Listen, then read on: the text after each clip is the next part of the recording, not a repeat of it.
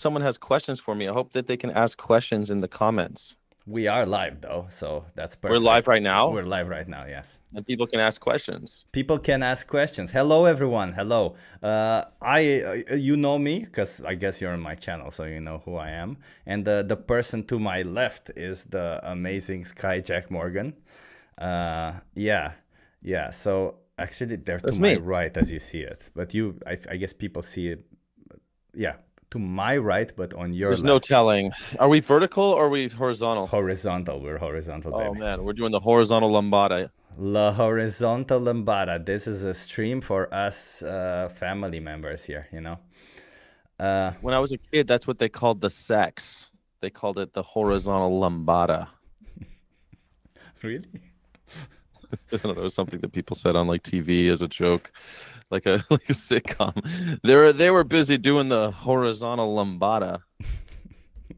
I mean, imagine walking up to a girl and being like, "Hey, you want to do the I'm pretty good. lambada?" Yeah, But not, horizontally. yeah, but not. Well, you have to be a bit subtle, so, but not vertically, you know. But we're not going to be standing, but we're We're, going to be doing the lambada, but we're going to be lying down. yeah, I like If that. you think sex really is like two people lying down dancing I love it. alone with the shade drawn. Sex is two people lying down dancing with. I mean, is it dancing really? Is it? It's sort of dancing, one person takes the lead, then the other person takes the lead. It's like a dance. Yeah, I think that's why we like dancing, because it's kind of, it doesn't have to be sexual, but dancing can be, often is a little sexual. I was at a concert last night, and it wasn't for me because I went with my friend from PETA, and we went to a concert called Jawbreaker. It was a punk show, and we were just kind of like there's nothing sexual about that dance move, right? Like Yeah. I'd do my hands. I was trying to do the Donald Trump dance. We were doing like this. No one was doing that dance, but there were other people like that brought their girlfriends or something, and they were kind of like, even to punk shows, they can get a little, slightly. Isn't punk the one that you go like Some punk is like that, and some songs are like that, but not all punk is like that. This was a band called Jawbreaker. They're like a California style punk band. It's almost like surf punk. Um, and it's not as hardcore as a lot of other stuff, and their lyrics are a little bit deeper. I've always liked them, and my friend Joseph had a free ticket, so we went to go see the Jawbreaker and the Get Up Kids. They were fantastic. Great show. Jawbreaker and the Get Up Kids? I don't know those. Is that one band or two bands? You're a little younger. It's two bands. The Two the Get Up bands. Kids opened for Jawbreaker. Yeah. They were great. And these are bands that were really big when I was in high school. And now what's funny is they're only a few years older than me. But I feel like kids aren't learning instruments anymore, and punk will be dead. I think punk is going to die. No, it cannot die. Wasn't it that recently the Superman movie made the punk song popular again? Well, I mean, it was an awesome. I thought that was really cool. You're right. Superman had the punk song at the end. I'm a Yeah. punk rocker. That was really cool. But people are still playing like the Ramones and stuff. Like all these bands are old, like punk is something that maybe I don't think the younger generation understands. And it's when they need it the most. The world needs more punk rock. Like I saw Sky, a thing on.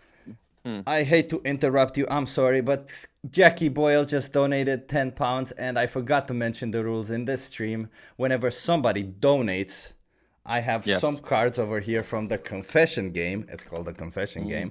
And in this Yes. confession game, Sky, you will have to pick a card and then you will have to answer them. So whenever somebody donates, and the reason why I'm doing that is because we will take all the money that are donated today and donate it to another sanctuary, a different one today. I found out another smaller one. So I would like to donate to a smaller sanctuary. A So European sanctuary. yeah, a European sanctuary, yes. Cool. Because they do European things in a European sanctuary. So I don't know what that was supposed to be an attempt at a joke, I guess. European sanctuaries. So, Yeah. You So you're can gonna do it, choose. right? You can choose between money, sex, family, relationships, or career. Ooh, family. Family. Okay. Okay. Okay. I only have one of family saved so Oh, far, but I have multiple other cards. What bad trait of your mother's have you inherited? what bad trait of my mother's have I inherited? Um, a bad trait of my mother's. I guess. Mm, I have no patience for the man, I have no patience for like someone telling me what to do all the time. I got no patience for like authority figures and people in charge of me. Yeah. I have not just patience, I have no respect for people in authority positions. Was your mom the same? Yeah, she was like she would say things like until your lead dog, the view never changes. You know what that No. do you understand that? Tell your lead dog the view never changes. Yeah, because like in a dog sled, the dog in front of you, you're just looking at another dog's asshole all day. So until you're the lead dog, the view never changes. It's just you're looking at another dog's asshole all day long. That's such an expression, man. Until you're lead dog, the view never changes. Yeah, And it's that's true. It's like that's the type of shit that I grew up with. that's a pretty good trait. Jackie Boyle also mentions a pretty good trait. So Sky, the way I like to do these interviews with people, first of all, the reason why I invited you to my channel is because I've always been on your channel, but you've never been on my channel, and you're such an No one awesome ever person. invites me to other people's channel. No one ever invites me to their channels. But I think you should be more often on other people's channels. You I should would be. love that, but There you go. maybe I intimidate people, dude. Yeah, I mean, you're tall, you're smart, you're handsome, and you're vegan. Uh I don't know. I think maybe I need to be more volatile. I saw Gary Yourofsky on Catherine Klein and Ooh. and Natalie Fulton. Maybe I need to act more like him and freak out on. I'm gonna freak out on you in the last hour of this Sky, do you want to discuss this here or do you want to plug it for Sunday Sunday. when we No, do? I want to be interviewed. I want to do. I've never been interviewed before. Love it, love it. So, Sky, let's start with the easy questions, okay? These are just Yeah. questions to warm us up a little bit. So, are you a coffee person or a tea person? Ooh, I'm a pinch hitter, man. I'm like, I can't live with one or the other. If I had to give up one, it might be tea, but I feel like that would be a very sad world. I love tea and coffee. I'm drinking coffee right now, Yeah. but yesterday I was drinking tea. I'm a big fan of both, but I think if one had to be, if you were like, could on a desert island situation, Only one. it's coffee. It's coffee, yeah, for sure. Sweetened or unsweetened? Unsweet, black, everything. I drink everything black. Nothing. I, Nice. I don't like adulterated products. I don't like coffee flavored beverages. I like coffee. I don't know why people drink this shit where they like. If I could push the red button and kill everybody who drinks coffee with sugar and cream, I'd press it right now and kill all those motherfuckers. No, I think that I don't like the fraps and all the. I just like coffee. You just like coffee. So coffee, unsweetened, hot or cold? Which one would you rather have? Either or. I'm in on again. I don't mind. It depends on what the weather's. I live in California, so on a hot day, it depends on the time of day actually. Hot coffee in the morning, cold coffee in the afternoon, don't you think? I could see that. I could see. Maybe if you live in a colder climate, you want hot coffee also. And wait, afternoon coffee? Do you not sleep? I mean, if you're I don't know, man. I used to work like 12, 14. I still work like 12 hours a day. And I mean, I could drink coffee at 3 p.m. Don't you have tea time in Netherlands? In England at like 3 p.m. they'll drink like a spot of tea and they'll like, boo, I'm up for the rest of the day. And then they could still sleep by the time it comes around 9, 10 o'clock. No, I'm persistently tired, so I'm tired regardless of what I drink. So That's what the coffee's for. No okay. wonder you're tired. I feel down. I'm like, coffee brings you up. The problem is that coffee's like 70% more expensive. I know like technically it's only like 20 something percent more expensive in America, but the coffee I was buying was from Brazil and now it's 70% more expensive. So I, I've I, I've I, I believe I that. only buy coffee. I only buy coffee with coupons now until these tariff things until our president dies. Oh, I have some questions also about that. But let's move on with the round of questions. Do you arrive early, late, or on time to events? California time, man. I'm always like 5 minutes late. I Like believe five it. minutes. Like at least under 15, between 5 and 15. I think if you're past 15 minutes late, you're being rude. Under 15, like under 15, you're like, oh man, come on, you're never on time. Under 10, it's like I don't think you deserve to even be mentioned. If you're under 10 minutes late, I don't think anyone should say one word about it. We call Oh, it in Romania we call it the courtesy 15. yeah, yeah, yeah. Same kind in Germany, if you're 15 minutes, if you're on time, you're 15 minutes late. So when I was in Germany, it was like a little bit harder. I had to like, I got into the habit of being super punctual. But in California, man, we got to drive so far. Everything you're like, oh yeah, it's 20 minutes away. It's 40 minutes away. It's always you can't account for traffic. I got into a car. I drove from that concert yesterday. It was supposed to be a 25-minute ride. It was 32 minutes. You know what I mean? But you can take 10 minutes and arrive early, right? But you don't know until you're like on the road. Like you're budgeting that time. Dude, give me a break. 15 minutes. Come on. 15 minutes. California, I feel like everything's far away. So and you have to deal with traffic. 15 minutes is like that I you're still believe on it. time. Okay. Morning person or evening person? I like every hour of every day. I'm crazy about lists. I'm a big fan. It's dude, I don't understand people morning time or nighttime people. I love nighttime. I love nighttime animals like rabbits and owls and like all the animals that come out. Coyotes, they're so cool. But I love daytime and more. I love waking up at 5 a.m. Some like that's some sweet shit. Man, I love every hour of every day. I truly believe that human beings are suckers for just not like for just sleeping 8 hours a day, man. It's so stupid. Some people need it, Like, man. What do you mean? well, we all do, but it seems like you know how suffering is part of life, and so is sleep. I think we should be fighting sleep instead of suffering. As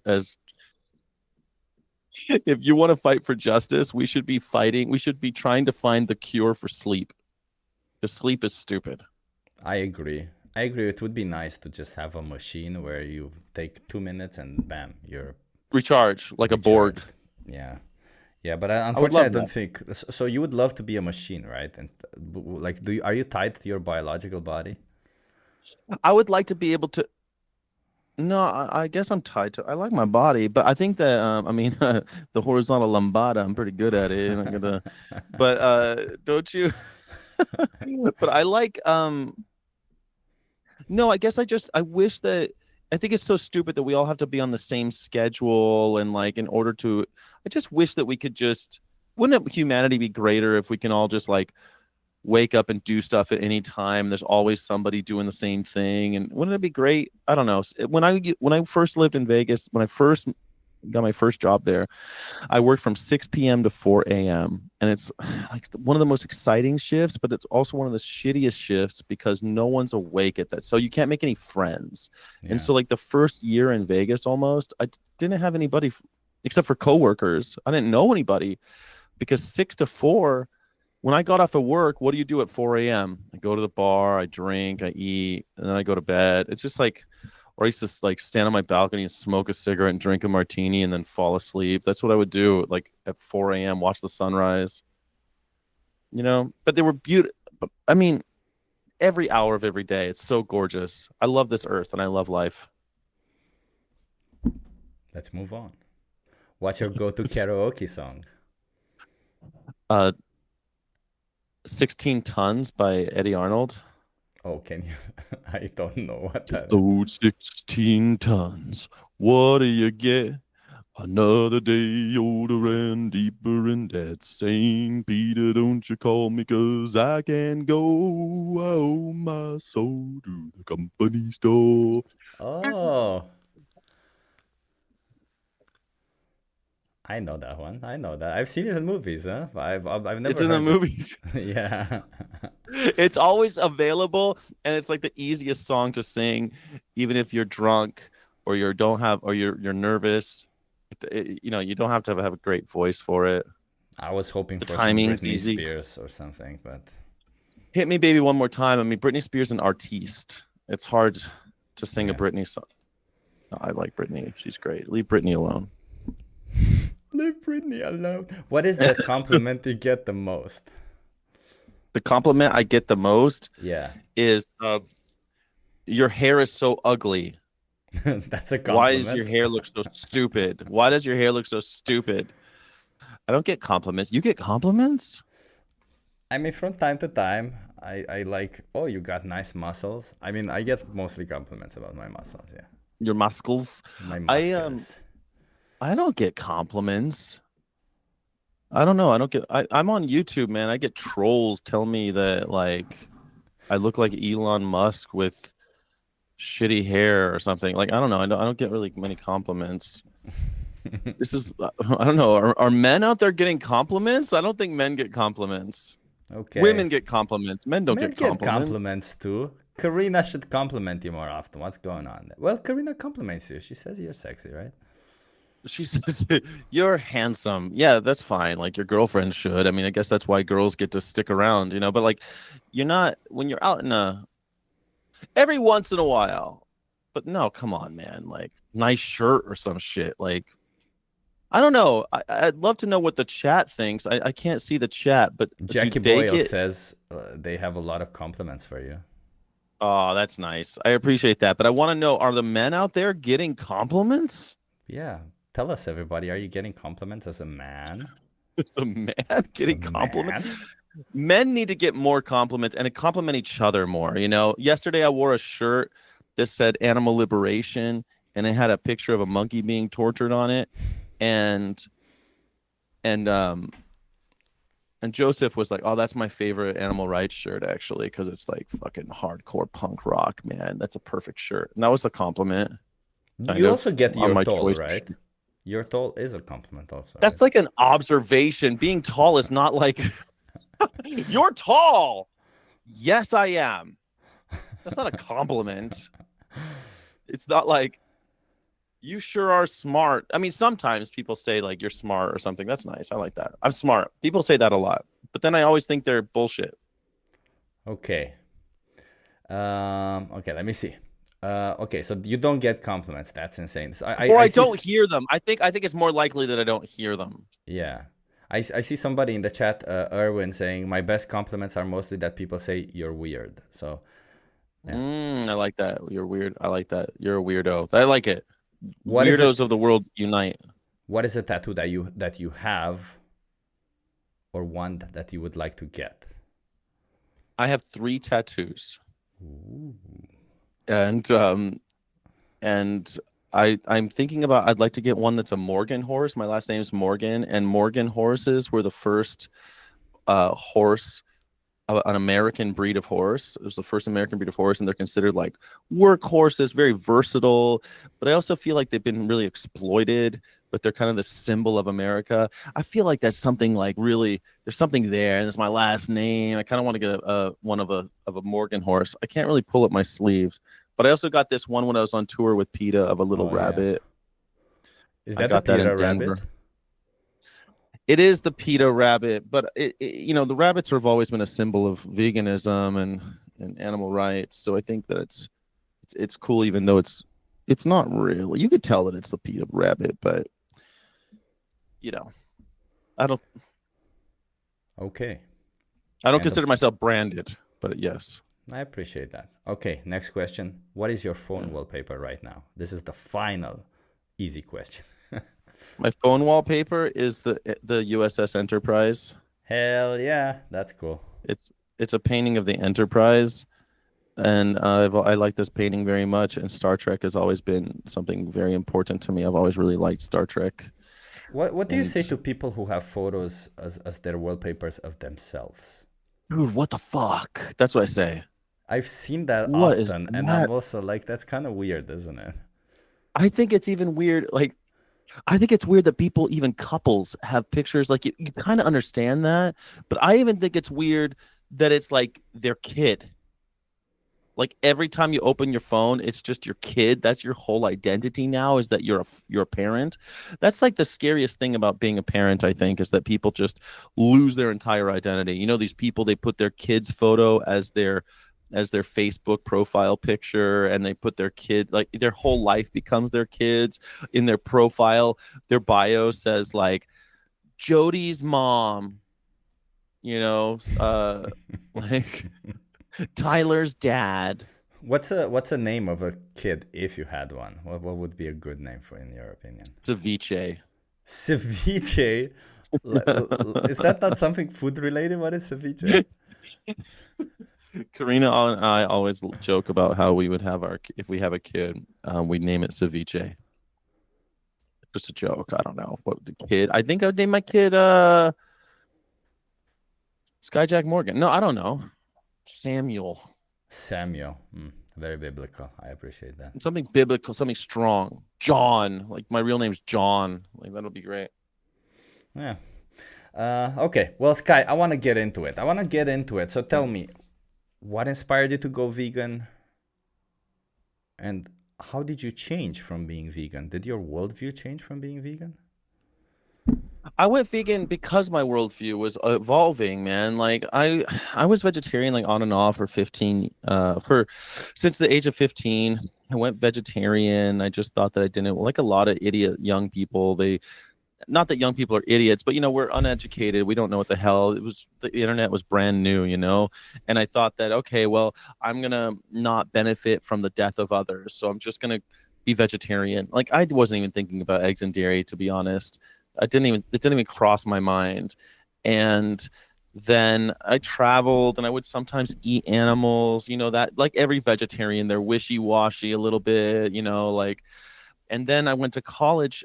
I came back to the United States. I was living in Europe for a while. I came back to the United States and I was like, I got into Berkeley. And at Berkeley, you know, a lot of us, it's a kind of a smart person college and it's fancy. And we're sitting around talking about philosophy and reading philosophy and arguing about philosophy. And we're talking about normative philosophical theories and stuff like that. And at some point, I'm like, I'm just against violence and oppression. I've always been against violence and oppression. I think violence is the worst symptom of oppression. It's the most obvious. When there's violence, you could almost immediately know that some oppression is going on. Like it's the most immediate. It's like when someone's got a fever, you know they probably got something else, right? Like, Yeah. and so so I was saying that shit, and I'm like, that's why I'm vegetarian. I was becoming more like a hardcore vegetarian. I was going to, when I would go to shops, I would only go to places that had like eggs from special chickens that they knew the names of, the like backyard eggs, because you could do that in Northern California. And then I would go to like they had Cowgirl Creamery, and they would have the name of the cow that the cheese came from, and I'm like, oh, this is obviously better. And you know, it was so much work actually, though, like doing it that way. And it wasn't helping anyone, and it was like kind of onerous. And finally I was at a party, and you know, like in college, I was having intellectual discussions with people drinking, and some bloodmouth was going, well, if you're going to be against violence and oppression, I mean, shit, there's nothing much more oppressive than what goes on in dairy farms. And I'm like, huh? And I felt like we talked about it for a short amount of time. And then I'm like, I don't like feeling like a hypocrite. I went home, and the next morning, I woke up all hungover and pissed off. And I went to my fridge, and there was a cupcake in there, a gourmet cupcake from my friend that made gourmet cupcakes for restaurants out there. And there's a marshmallow on top and like a little it was like a beautiful, like an Instagrammable, before Instagram, it was like an Instagrammable cupcake, you know, like gorgeous fucking cupcake. And I took it and I was like, I don't even know what's in a marshmallow. And I looked it up and it was gelatin. I was like, man, I don't even eat, I don't eat gelatin because gelatin is really disgusting. Yeah, before I was vegetarian, I didn't eat. I thought gelatin was disgusting.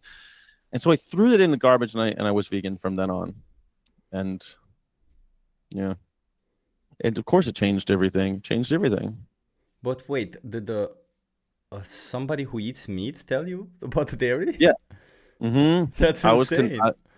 I was converted by a converted. You're not allowed to say converted. I don't know if you heard, I've but heard. Inspired. you're not allowed to say converted anymore. Damn it. My friend Natalie's gonna get on my ass about saying converted. Done it now. No, I was my eyes were opened by someone. I don't remember who they were. They definitely weren't vegan because they were arguing about how vegans have lower brain power and stuff. Like that was kind of the how we got into the argument. Like, oh, you're working so hard on your brain going to college and you're just gonna stop eating animal protein and your brain's gonna, not work anymore. Wow, that's so stupid. Well, people used to think that. People still think that shit. You know, I mean, the vegans are slower yeah, and I tired guess all the the time. stupid people think that, right? Most people are stupid, homie, or not stupid, but not stupid. It's that they've been bamboozled by the propaganda. It's not really their fault. Like everyone says the same shit. Who are you to say no? I think that there's something different. No, like I guess that's what veganism is. It's like, hey, everybody's wrong but me. Like what? And then you got to find other vegans, be like, holy shit, are we the only ones who know? You Yeah, know? yeah, I agree with you. It's always difficult when you realize and then you want to find those other vegans and then that's when the difficulty starts. That's when being vegan is difficult. Being vegan has always been a little difficult for me, but I don't mind being different. But it's always been difficult. In Like what way? I get in arguments my whole life. I get in these arguments with idiots, like I lived in the South. I lived in Virginia where people didn't even know what vegans were, and they'd be like, well, I'm okay with it, so I'm going to keep eating them. And I'm like, well, I'm okay with rape, so I guess I'm going to keep raping. And they're like, how dare you? And it's difficult to always be that guy who is a conscientious objector. It's hard being a conscientious objector. Do you think there's any political factor to veganism also? Like, do you think that maybe you being a bit more of a lefty? I know you don't like to say that you are, but we did the test, guy. Leftist, hardcore leftist, radical leftist, I'm okay with. I'm not okay with like liberal left or whatever bullshit these idiots, these moronic conservatives say. Okay, with you being a hardcore liberal left, Yeah, or am I not allowed to say the word liberal? you can say whatever you want, Chip. Just Okay, don't call me late for dinner. with you being a hardcore lefty, do you think that that translates to better outcomes of being vegan? Like, do you think there is a relationship between political side and veganism? I think so. I don't think that most of the vegans, most vegans are effective altruists and utilitarians. That's actually what they are. They're just effective altruists and utilitarians that want to mitigate suffering because someone told them that suffering was bad at some point, and they aren't engaged with ethics or the philosophy of any of these things. They've not read anything. They've read nothing Yeah. about these things. They just heard that suffering is bad and joy is good. We should have more joy than suffering.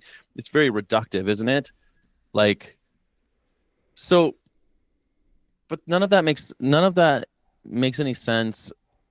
And if we're not going to be tearing down the hierarchies, then what the hell's the point? Like, what is the point? You guys are like vegans all the time telling me like, oh, well, we're gonna build we're gonna build this electrical system that kills shrimp more quickly because it'll cause less suffering I don't think than vegans say freezing them that. to death. That's effective altruists, right? Effective altruist. But most vegans fall in that realm. I think Like, most vegans would be against the idea of killing them, right? I don't think so. Most vegans are perfectly okay with killing. They talk about pushing a red button and killing all of humanity, or pushing a red button and killing all of sentient life. That's a common thing in the vegan community, pushing a red button and murdering everybody. Like, that's a common fantasy that this death cult has called veganism. So, like, to say that they're against death is a little, come on. So if we're not going to like address the power structures and interrogate authority and interrogate the systems of oppression, then what's the point? Like, I went to this thing at AVA last year, or I guess it was this year, I went to whatever the last one was in LA, and there was Yeah. this great talk, kind of about I forget what the name of the talk was, but essentially it was about kind of um, I want to say like BIPOC voices or like other alternative views of what we're talking about here, and exploring why how to de de-dominate veganism, how to de-dominate, how to take away this culture of domination. And if we're not going to take away the culture of domination, then what's the point of like all these clubs that people are in and all this outreach and all of these and PETA? What's the point of PETA? I don't even know what the point is anymore, because if it's just to tell people to eat, not stop eating animals, it seems really stupid to me. Stop eating animals. Okay, whatever. Bye. I guess it's a Just little stupid. bit to the point is to have a mainstream organization that kind of can do bigger things where they can reach more people. Is that it? You you say bigger things, but what could be bigger or more important than addressing the systems of oppression and working toward abolition? And But PETA and does that, total right? no, they call themselves abolitionists. I don't want to talk that much shit on PETA. They're PETA, they're doing what they're doing. But like, no, I don't think so. Not at all. They're taking money from people who are perfectly willing to, I don't know, bomb children in Gaza, or taking money from people who think it's funny to put billboards up that tell people to stop eating animals. But that's not doing anything. Telling people to stop eating animals, I don't think does much. I think that's evidenced by the 40 years that have gone by of PETA. PETA's been around for 45 years. Have people stopped eating animals? Wait, are you saying animal rights advocacy is not efficient? Efficient, I think that it's misguided. It's been co-opted by utilitarians and effective altruists because they're the ones with the money. Oh, I see what you mean. So the most efficient things being done are co-opted by them, right? Like, You say efficient. What is efficient about it? What do you well, mean efficient? efficient by efficiency, I mean in the situation that how could you help the movement progress in the amount of time you have? So if you have 1 hour per day, let's say, how could you best help the movement progress in that 1 hour of time? First, you would have to look at like what are the goals of the movement, right? Like, Yeah, what is the animal goal of this? What liberation, is right? We all if agree with if that. is that what it is? Animal liberation? Yeah. Okay, cool. So it's animal liberation. How have other liberation movements succeeded? Um, And Pressure campaigns. sure, that's part of it. There's multifaceted, right? Yeah. It's even goes down to like during the French Liberation or the French Liberation movement in occupied France, people would get jobs in places of the controlled by the Nazis and then just work stupid and slow. You're starting to see this in places like the CDC, where people are getting, wait a second, this is a bad order. Oh yeah, let me write you back an email pretending like I don't quite understand what you mean. And so you slow down the process. There's people who are actively resisting. It's a resistance movement. But are we in do you think most people who are vegans are have it in them To to be part resist. of a resistance? Isn't Yeah. that what we're all doing? Resisting the system? That's what I thought we were doing, but I feel like that's not what we're doing now. I don't think that's what the movement's doing now. I feel like you might be in a place where you don't really see it, but where the way I see it, all the activists here, that's what they're doing. That's what we're all doing. We're resisting the movement. Really? Yeah, well, in Okay, fact, cool. next Friday we have an event where we're going to be discussing a public um, theater, a public show that we're going to be doing with a vegan show where we inspire people to, think about their choices, and us being aliens and finding some humans. But rest assured, everybody, these are domestic humans, not humans in the wild. Oh, they're humanely raised. Yeah, they're humanely raised. No, I mean I'm about total liberation, and I don't think that most vegans are even interested in that whatsoever. I think most of them are interested in shuffling money around and making sure that the bills get paid, and that's fine. I mean, the bills need to pay, the mission needs money, but I don't think they're interested in total liberation. I don't think they're interested in um, abolishing animal exploitation. They're into like cage-free campaigns and make the whips softer. They're welfarists or effective altruists. I mean, there's You definitely know, welfarists out there also, but I don't think necessarily. Do you think that the people who fight for welfarists aren't they doing better fighting for welfarists than not fighting at all?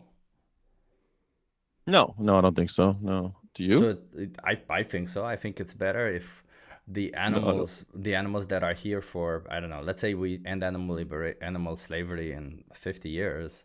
I think it's better that in those 50 years the conditions at least improve slightly so that maybe some of them suffer less. It's still an injustice, of course, but if the injustice will still end at the same time, might as well, make it better for A them. little injustice, no big deal, right? It's not It's us that are not. on The the. injustice is still bad, of course, but if we could make the injustice softer, why not, right? I'm just saying. I'm not So saying like fight more. for that. Like fight for the against the injustice if you can.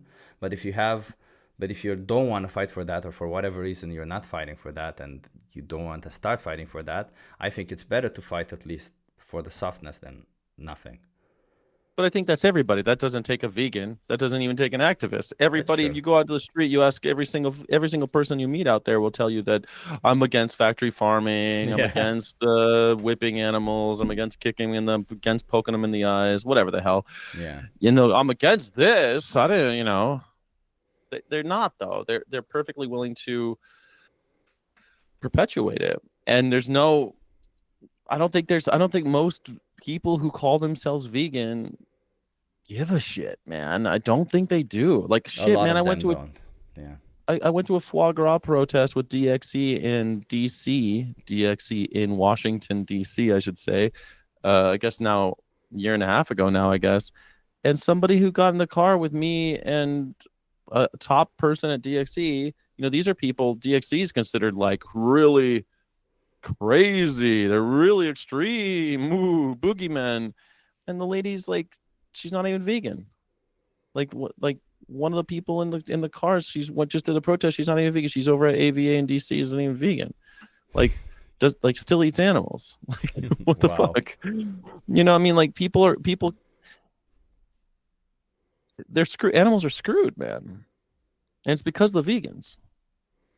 Well, there are vegans like that. There are people like that. Especially when I was in California, I remember we were at that festival together, and I asked some people there Yeah, if they're vegan, and some of them were like, "Well, I'm okay with what was it, homesteading. Like if they're yeah.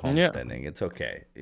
That's If all they right. do it Yeah, at home, the yeah, exploitation is all good. It's all okay. If it's in a small setting, if the animals have space, like if they have space, yeah. Pedophilia is wrong unless it's your own daughter, and if the because daughter has you space." made her. You made her and you gave her space. Yeah, you gave her own room, so it's all right. Jesus Like this is Christ. the type of thinking that you want to say this is a movement. No one's on the same page, man. There's no movement.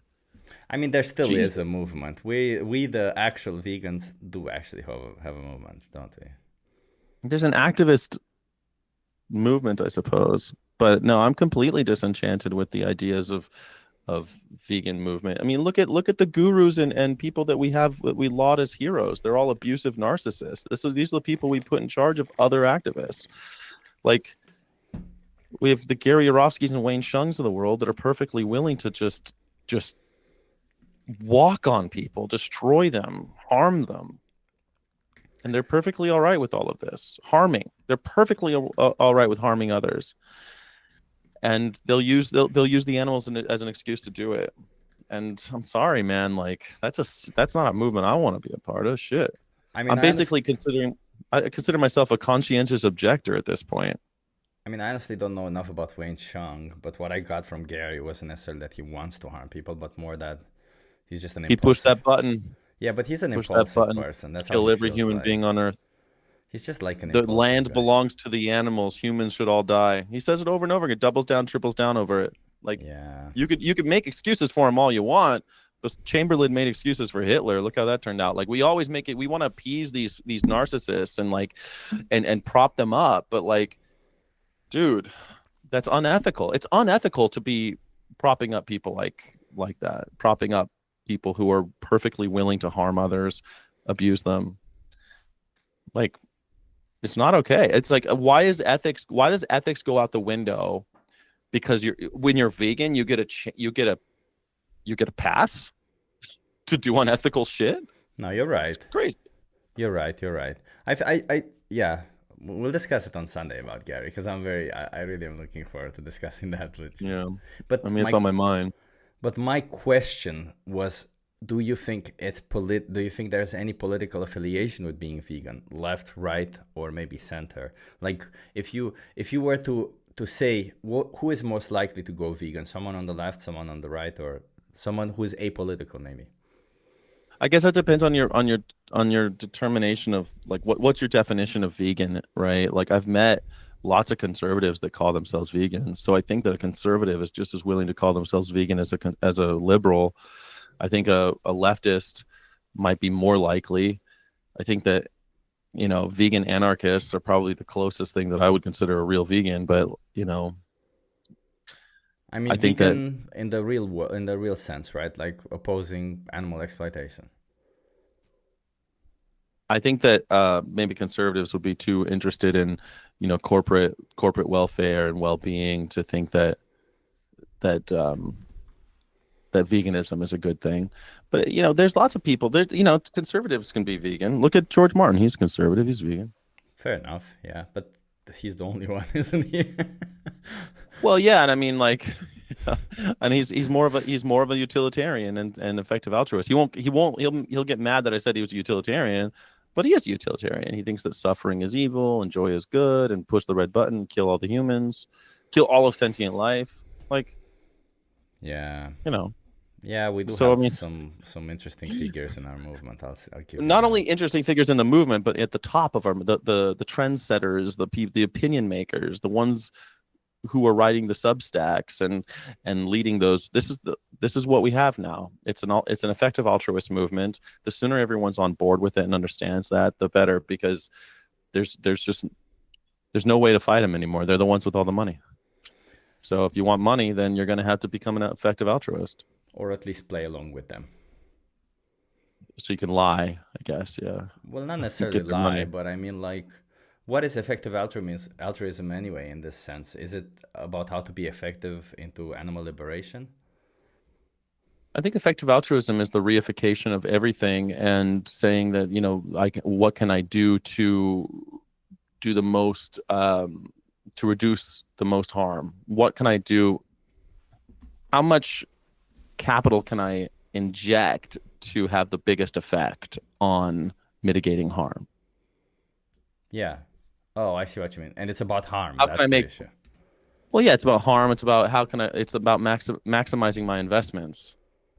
So like an effective altruist loves the idea of like a billboard, because if you put a billboard on a street that has 70,000 or 100,000 cars go by it every day, and 1% of the people who look up see the vegan message and they think, oh man, I'm not going to eat animals today. If only 1% of 100,000, it's a lot But of people. yeah, but that's not necessarily a bad thing to try to be efficient with your money, right? Especially when you're fighting No. for somebody else's rights. Totally, but that's just like the tip of the iceberg. Where it ends up is electrocuting shrimp more quickly so that they don't experience as much discomfort when we kill them. Yeah, yeah, I know what you're talking about. I've heard about that. It's hard to, it's, So we should all invest in electrocution machines for shrimp, because our investment will have more legs in no, uh I don't in agree with that. No, I in, don't in think mitigating harm. I don't think if we can invest money into abolition, we should invest money into abolition, but we should be efficient at investing money into abolition, not welfareism. But There's I only have a one efficient question way. Yeah. from the audience. Sky from Pia, have you suggestions to make changes? If there is no movement, we have no chance of getting through to everyone. So essentially, what are your suggestions to make changes in the movement? Um, my suggestion to make changes in the movement. First of all, it would have to be to actually figure out what the movement's about. Like, if I think that the movement, what people call the movement, has been co-opted by these types of individuals I've already discussed. But I think that you need to start fostering and reaching out and building your own community. To start with, I hate to bring up Jake Conroy, but because he rubs a lot of people the wrong way, but he's right about how the grassroots are the people who actually make this happen. Find out something in your neighborhood that's something that you can change. And maybe it is something like horse carriages or something. Maybe it is something that seems a little welfareist or something. Start moving, get some people together, do your own thing. And these large organizations, they're good, I guess, but be careful who you put your faith in. You got to be circumspect. I think that the number one suggestion I would have is one, be careful who you trust, because there are lots of Svengalis and charlatans in the movement, in every movement. It's not just this one. Every movement has their gurus and cult leaders. It gets real culty real fast. Be careful, question authority. And I think number two would be start building your own shit, start fostering your own communities, start working on that. And guess what? When you have a community, if you had a community of like 20 people and you wanted to do something with PETA then can support you. You don't have to be a member of PETA. You don't have to be propping up PETA. PETA can prop up you, which is the way it's supposed to work. We the Free can prop up you. Yeah. But your shit can be like, you can build your own community events and use their influence and their branding and stuff like that to help you rather than the other way around. You're not supposed to be serving these organizations. They become institutions that way. You're supposed to be building your own organization and interacting with these others. That's an interesting thing. So what you're saying is that all these actors that work with PETA shouldn't? No, they can work with PETA. Like I worked with PETA. I think that you've got to be careful with how much you sign up for, man, and how much you allow them to tell you what to do. Like you've got to be, I have this group of 20 people hardcore in Lincoln, Nebraska, and we are hardcore vegan activists or whatever, animal rights activists, and we want posters. PETA, you have money, you have posters. Can we have some? Yes, they send them right away. Not even questions asked. Like, that's where you want to be, because they need the grassroots in order to be effective as well. And then they could go back to their donors and get money and stuff, but you did the thing, right? I think the third thing that I would say to suggest to change the vegan movement, I think most profoundly, would be to start asking why people are doing what they're doing. I don't think we ask that enough. We go out, we do outreach. And so I've decided that what's lacking is just critical thinking. People aren't questioning. You see that in the vegan movement. You see that with vegans. They're not questioning. They follow orders. People are order followers. I think everyone, maybe everyone doesn't have the same intellectual capacity. That's fine. You don't have to. You should be questioning authority. And when people tell you something with a great degree of confidence, that should raise your hackles. You should be, when someone says something super confidently, you should be even more confident in your questioning of them. If someone says something as a fact, you should be like, wait a second, is that true? Like that's as easy as it is. And I think that skill is lacking, which is why I think that if more people were engaged with critical thinking, that more people would care about animals and see them as individuals. I completely agree with you. Critical thinking is an important part of it. I also think like maybe emotional intelligence is a part of it, because we do know a lot of critical thinkers who aren't vegan. So how does that happen? Well, we have a lot of emotionally unintelligent, effective altruists. They have zero emotional intelligence. They have money and they want to make the world better. That's all they know. And so they're gonna put everything on this closed spreadsheet and try to balance their ledger, which is not emotional intelligence. The people in charge have zero emotional intelligence. They do. I mean, most people do that, sadly. Most people in the world do that, right? You think the people at the very top, I've met these people, the people at the very top of an organization like PETA or even We the Free or any of these big guys at the very top, that they're emotionally intelligent? Fuck no. They know that they want to build something that can help. That's what they know. Fair enough. But they're they're constantly accused. All those people at the top of these organizations are constantly accused of belittling women, shitting on their workers. I mean, constantly. It's constant in this. Every single one of these organizations has a scandal. Tell me that's not It is like true. Yeah. everyone. Yeah, I actually, I know, I don't know how many people know about the We the Free scandal, but I actually, now that at the vegan camp out, I met with the We the Free people and I discussed the scandal with them, and Every single one of them does. gets juicy. It's Okay. not just We the Free though. It's not just We the Free. Every single one of these, and I'll tell you why though. It's because rather than interacting with them as organizations, we interact with them and pray to them like they're institutions, like they're the FBI or something. We need to take orders from them. Fuck that. Like you're not supposed to be taking orders from these organizations. They're organizations, not institutions. Sky, we have a donation from Tone who says, pick a card, any card. So what we're left Sorry, with, everybody.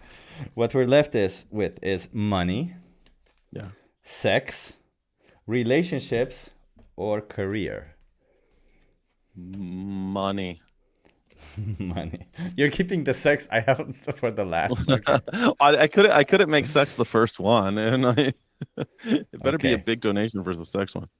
How much money would you need to feel totally safe? Totally safe. Totally safe. It's so funny. I've always subscribed to the idea like if you have 6 months where you could, if you have 6 months saved, 6 months of your nut, like that's rent, insurance, food, 6 months where you can go live your exact same lifestyle for 6 months without a job. I think that's fuck you money. You could tell anybody go fuck themselves. You could say fuck you to anybody if you got 6 months. That's pretty good. That's all you need. And every time I've had 6 months worth, and it hasn't been my whole life, but there have been times where I had 6 months worth of money. I was like, you know what? I don't need to take this shit. And then all of a sudden, like if everyone in the world had 6 months worth, they would tell their jobs, fuck you, far more frequently. Because you're not going to take shit. The boss is like, well, you better go, blah, blah, blah. Fuck you. Look, I got 6 months to find another job later. Like, Wouldn't we should that all have that. Wouldn't that mean that you're for a capitalistic society then? No, I'm completely against capitalistic society, which is But exactly where they try to keep you where you never have that 6 months. You're always paycheck to paycheck. You're one $400 disaster away from poverty, and they know it, so they can abuse you because you're afraid of starving. isn't 6 months worth of money hoarding the money? Yeah, it is. Yeah, Isn't that a in order to capitalistic protect move? yourself. No, hoarding wealth is not the same as hoarding enough to survive. And no, I don't think so. No, hoarding wealth like an Elon Musk with $500 billion sitting around just making more money for himself is a lot different than having, hey, I saved up 6 months worth of rent so that if push came to shove, I can walk away from all this bullshit. Like do you know how freeing it is to be like, I've got enough, man? That's why I think this, I wish everyone who's watching, I hope you have a lot of people watching, please subscribe on my YouTube channel. About 55 people are watching right now. If I could have enough to live on YouTube alone, and I could do activism for fun, for just my soul, I would be ecstatic. I'd be ecstatic. And here we come to the next question, because I gotta ask you, Sky. You were clearly a leader in the community of vegans, right? Like for a long time, I met your channel as a vegan channel, as a channel where we discuss veganism, vegan topics. Hell, I became a better vegan activist thanks to you and your channel. And both vegan and vegan activists. So I gotta ask, what made you switch to politics, right? Because right now you're mostly about politics. So what made you switch to politics? Well, I'm about the news. So like, I don't know. I'm about current events, right? I was hoping that my channel could be more about a critical look at current events. And I still talk about veganism every single day, I do a 3-hour show. Every hour I mention animals. I think everyone can vouch for me. Maybe I miss an hour here and there, but I mean, I also involved with Our Honor. We do stuff for animals. I do ethical underground still. I think the word vegan is toxic, and I don't think that most vegans even know what it is. Most people who call themselves vegan don't even know what veganism means, so it becomes a meaningless thing. The word, it's kind of like the word Democrat or Republican or conservative or liberal. These words don't mean anything anymore because, like, Donald Trump calls himself a conservative. He's not a conservative. He does not a conservative in any way, shape, or form, but he calls himself one. I think the word vegan kind of is like that too. And so instead we just have these toxic labels instead of meaningful defined terms.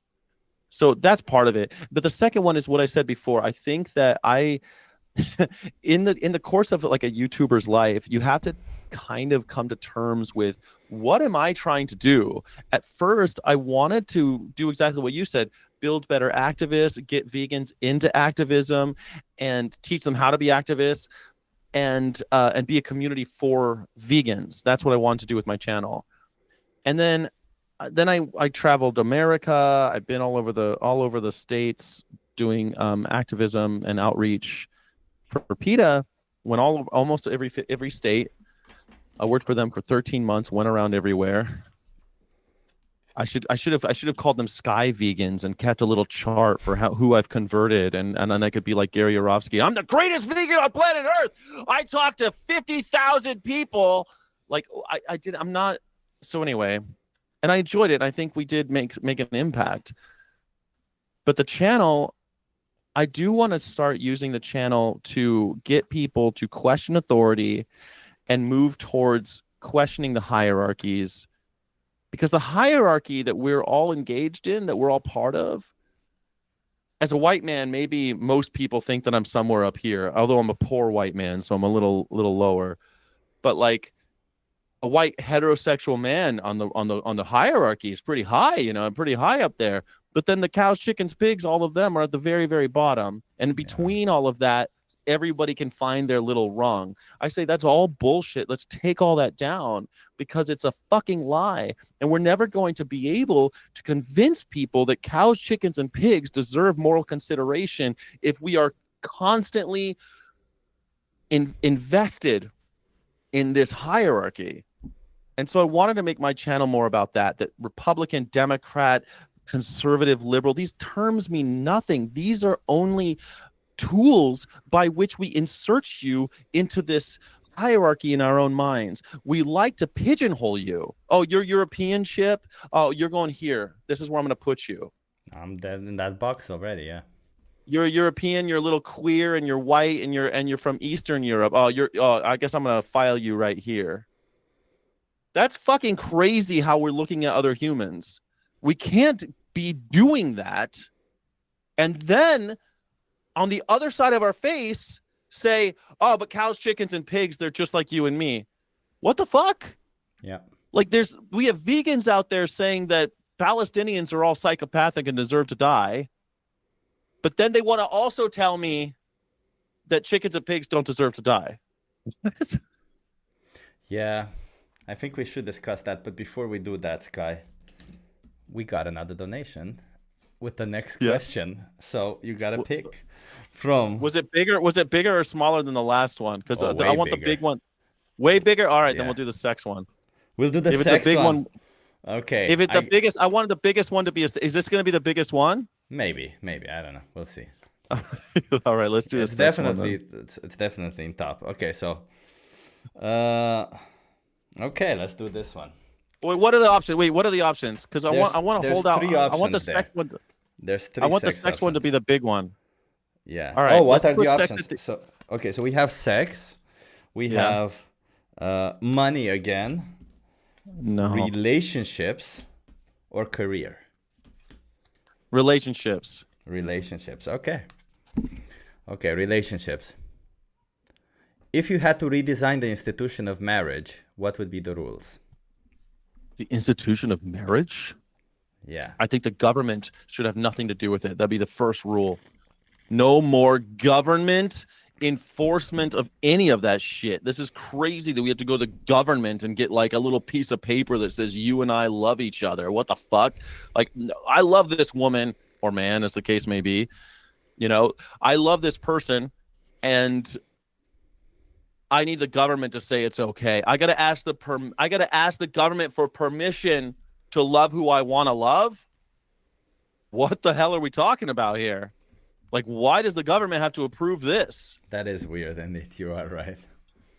That should be gone immediately. There should be no government involved in that whatsoever. If anything, there should be something like a local government, maybe, like nothing to do with the state or the federal government having to recognize any of this shit. I live where I live. Everyone understands that this is the person I'm living with. We share this stuff. I sign a contract, maybe. It's between me and the lawyer. You don't have to go get like, why do I have to have the government do all this? I got to go get a license to get married. And then when you get divorced, you got to ask a permission again. That's insane. But you do have to have some form of consent, right? In the matter of who gets married. Consent? What do you mean? Consent? Like I can't marry a person that isn't Yeah. consenting? Yeah, like a person that isn't consenting, you shouldn't be able to marry in theory, right? Like a child. And Yeah. for a child, an adult will consent. So you do need some laws around it, right? Laws are just a cultural understanding. Like if the culture is saying, and I think obviously our American culture is like 18 and up, right? I think Americans all kind of agree on that. I don't know, Europeans are a little wishy-washy, but Hey, like it's between 16 and no, 18. what do you mean in Netherlands? By the way, here in Netherlands, the weirdest thing is you get into a relationship, you move in together, you have kids, and after years you get married. Yeah. Which makes the most sense if you think about it, because marriage is like, I'm going to stay with you for the rest of my life. So it's best that I go through the things that usually break relationships apart, moving in together and having kids first, and then we get married. Yeah, because they don't worship their military and government as much as we do here. Here it's like, got to get married before you move in each other, or else you're living in sin. You're going to go to hell.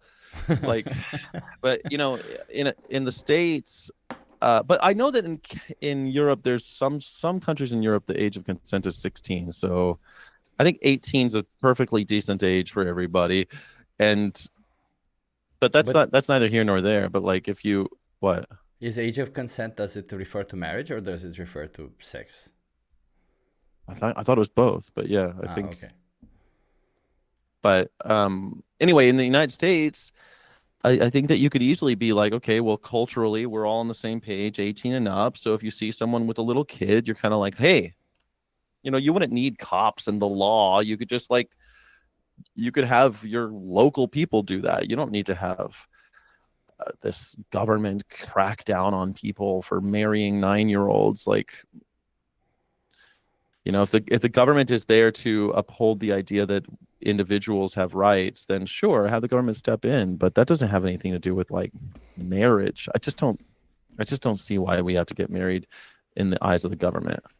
Okay, I get it. So that's the one thing you would change about marriage, if you could. 100%. I'd fucking get the government's nose out of our business. Because there's already laws on the books about things like incest and child stuff. We have laws about that. Why does the government have to get involved with the getting married stuff?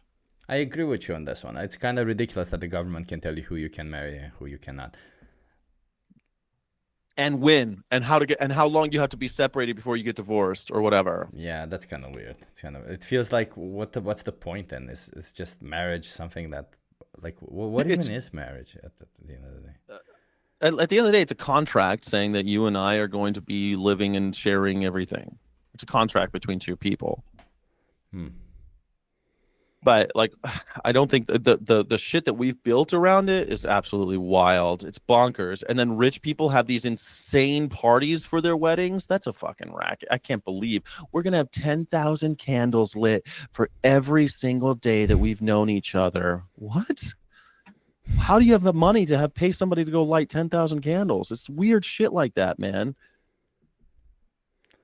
Capitalism. I got the comment here. I got to ask you from Mobius. Trump is trying to change the age of consent by criminally charging juveniles as adults. That's right. Well, that's right. He also wants to. Well, Trump hates kids. MAGA hates kids. And they're changing the age of consent for working. I mean, a 13-year-old can work in Arkansas in a slaughterhouse. So if a 13-year-old can work in a slaughterhouse in Arkansas, why can't a 13-year-old get married in Arkansas? I think it's a marriage would be far less traumatic than working in a slaughterhouse.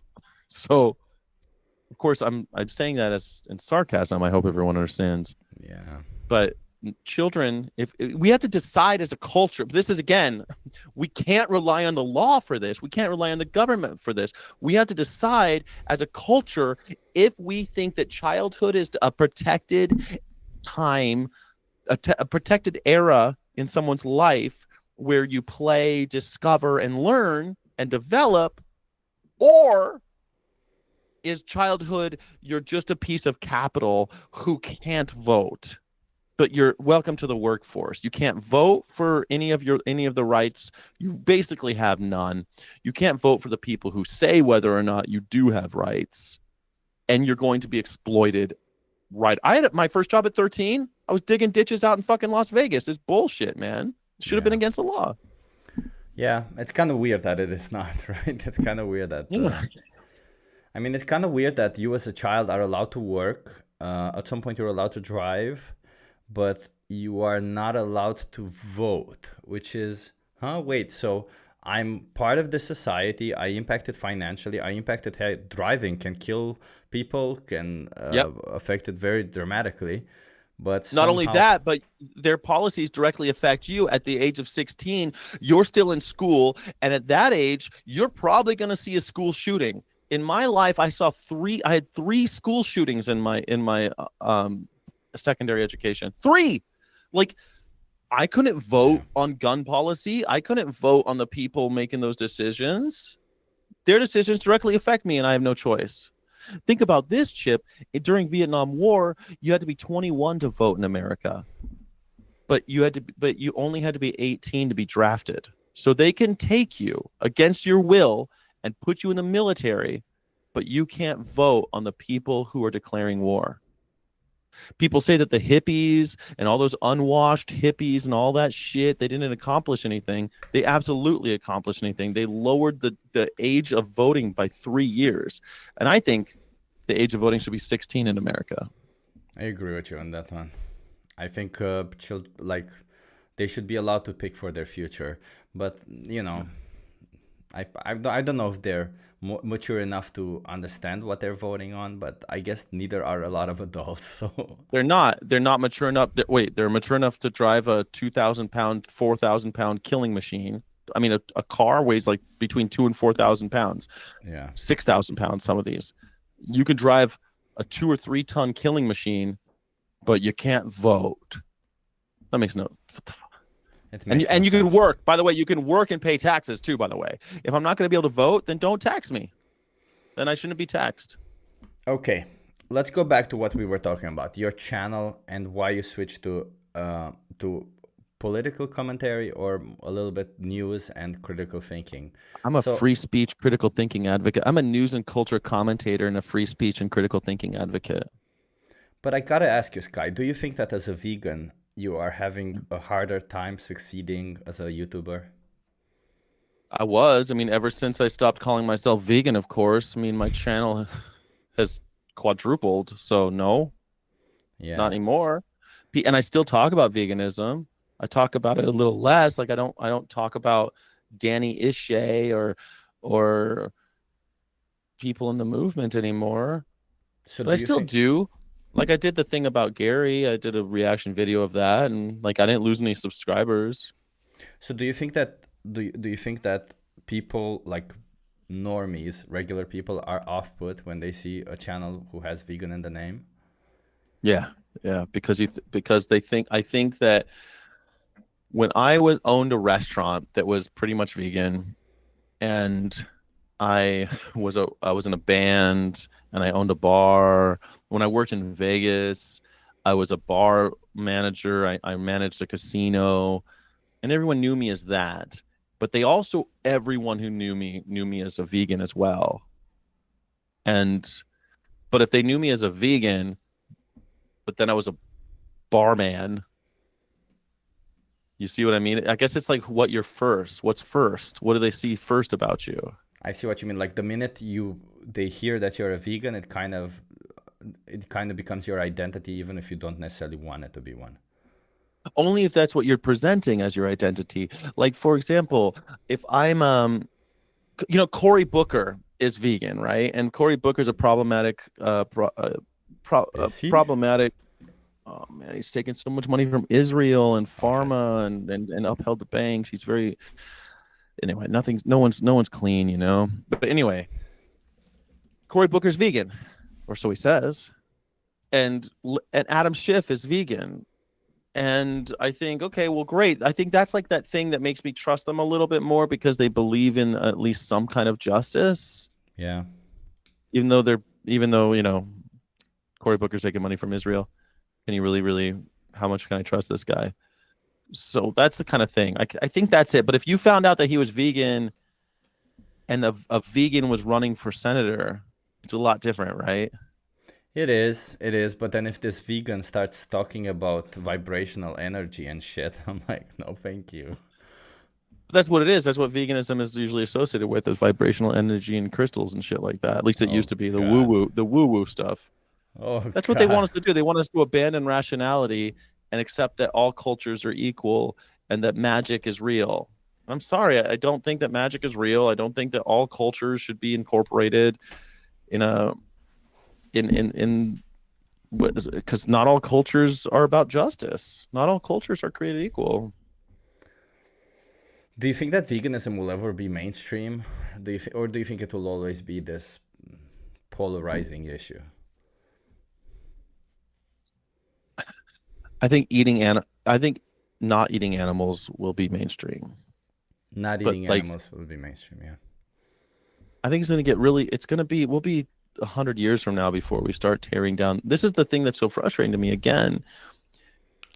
What I want to be mainstream is that women and men are equals, and that so are men and handicapped people, and so are black people and white people. That's what I want. I want to, that we're all equal, and then you go, and then also equal to these animals. We all have the equal amount of value, and we contribute to this. We're all on spaceship Earth and contributing to this incredible experience of life. No, But I agree. instead, Yeah. well, it's only rational, right? We're all here, we're all doing something, but instead there's there's capitalism and there's this profit motive that makes us want to kill. And that's crazy. Like we shouldn't have allowed it. It really is quite the number But we that the had rich have done on us. but we had animal exploitation before capitalism. When I mean, capitalism isn't 2000 years old. it's some form of, you can call it feudalism. I mean, capitalism is just what we call it today because, Adam Smith wrote The Wealth of Nations. But like, if you go back to the people who were hoarding wealth, I mean, feudalism is basically capitalism, right? Except that the people belong to the land. That's basically, we're going towards that right now, corporate feudalism, where you belong to the corporation in creepy ways. So that's not much different from feudalism. And that's like early forms of government, right? And Yeah. so you can go back to the Greeks where you have uh senators and republic, but you're gonna tell me that wasn't capitalism? You had people, you had markets, you had ideas of hoarding wealth, Fair, you had fair. limited. I mean, even the term of capitalism, capita, comes from heads of animals. I think that animal exploitation and capitalism kind of were crib fellows. They were they were in the same nursery. They nursed. They were like they're like Remus and Romulus nursing off the same wolf teats. So, if you could eliminate one in the world, capitalism or animal exploitation, but not both, which one would you eliminate? If you eliminated capitalism, animal exploitation doesn't exist. I, I mean, I, Doesn't. man, I told you communism in Romania, man. Animal exploitation, communism. First of all, communism did not exist in Romania, and I've looked this up several times because you always say that like Romania was communist. Romania called themselves communist, but communism is classless and governmentless. Like there's no government in communism. So like Okay, you could call yourself communist all socialism. you want. Fine, It was a socialism. socialist totalitarian Yeah. type of thing where like they were just what basically they were another mixture of capitalism and socialism, just like is in America, and you got a totalitarian. And that's what we always try to do. We always try to be like, let's keep the rich happy by keeping all the worst parts of capitalism, and we'll only give the people, keep the people happy by giving them the worst parts of socialism, and we'll try to balance it. So we're constantly like the kid with the fingers in the dikes. That's a Netherlands thing, right? The kid Yeah. with all the fingers in the dike. And then, but the problem is, that leads to totalitarianism. And so we don't ever have, I'm not trying to say that communism is the way. I have huge misgivings about that. But this idea that like capitalism is going to somehow save us, or that capitalism is good, we've seen evidence, we see evidence of every day that capitalism is the thing killing children, and driving us towards fascism. Like, so the idea of animal exploitation existing under that, I'm not saying it goes that way completely. There's still going to be weirdos raping dogs, and there's always going to be a weirdo raping a stray dog or something like that in Arkansas. There's always going to be there's always going to be a weirdo doing, beating a raccoon to death so he can wear him as a hat and dance around in the moonlight. There's always going to be some creep doing weird shit. But like what we have today, where this year in America, 10 billion chickens will be killed. No, I agree with you, Sky, but like, okay, so when I refer to Romania, fuck it, the capitalism, socialism, sorry, communism, whatever. The thing is, we had subsistence agriculture. We had people, we still do, by the way. In Romania, it's still a big deal. There's still a lot of people who have animals in their backyard. They don't pay for them. Right, they God. keep them alive so that they can feed them their corn on the cob and their apple cores, and then once a year they kill a pig or something, right? Sky, I'm sorry, but Jackie Boyle just made a really big donation, so we need a big question. She made a really big. She doesn't leave. Jeez, Chip, I wish we did this on my channel now. Okay, Well, I'm But it's gonna all going to donate a- all the money to a sanctuary, so there you to go. a European sanctuary. To a European sanctuary. So I'm guessing you want to go for SEX? Sure, let's go for Jackie Boyle. Why not? Anything for Jackie. Anything for Jackie. Do you want to pick a card yourself? And I'll just pick one of these three. I don't know. I don't know what's what. You got to go. The left is always right. Your left. My left. Okay. Describe in oh my god, you picked the worst one. Describe in the worst some one? detail. Describe in some detail the first time you had sex. Ooh, the first time. Okay, so I was 15. I was almost 16, but I was working since I was 13, I told you, and I had a car, and I was working on my car, and I wasn't legally allowed to drive it by myself. I had a learner's permit, but I couldn't. The You learner's gotta permit slow means it down. It's gotta be hot if we're describing the first time you had sex. the learner's permit. You want me to put like the Marvin Gaye on or Boom, something? chicka, wow. Let's get it on.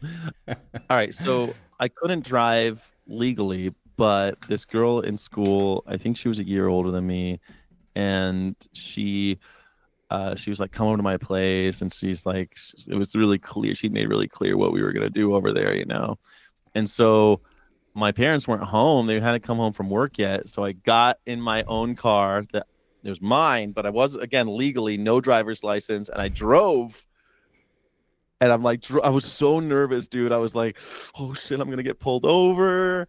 It's the worst thing ever. And then I got there, and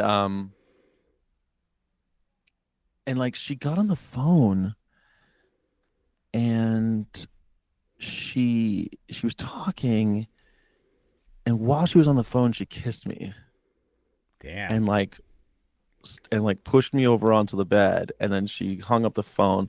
It wasn't a cell phone, it was like a landline. That's pretty hot. That's pretty hot. And then yeah, and then it was kind of a first time. It was all, no one knew what they were doing really, but we had some fun as two crazy kids. And I'll tell you though, when I was driving home, I was in this car, and I remember driving home, and like I wasn't nervous anymore about like not having a driver's license. I was like I was like giddy.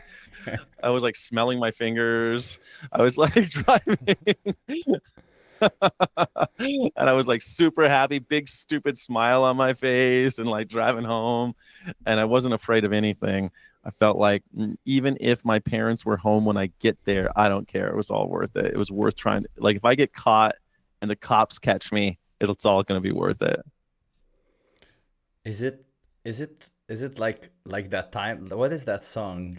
Because I just had sex and it feels so It good. feels so good. Yeah. She let me put my yeah, I guess. Yeah, that was kind of like that feeling. Yeah. But especially first time, I was super stoked. I know a lot of people feel ashamed and sad after their first time. I was like, great, man. And then yeah, it was great. I thought it was great. Fantastic. Good Fantastic. times. And Good time. I'm so stoked that it was like her choice and like she not I mean it should always be consensual obviously, but like the fact that she wanted me. It wasn't me like trying to pursue her.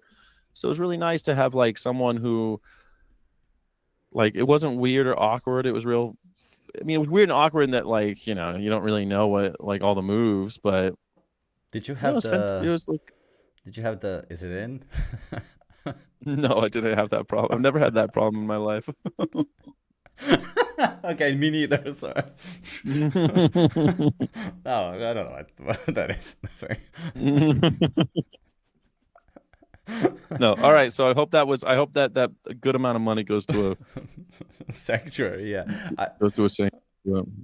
I forgot what we were talking before this.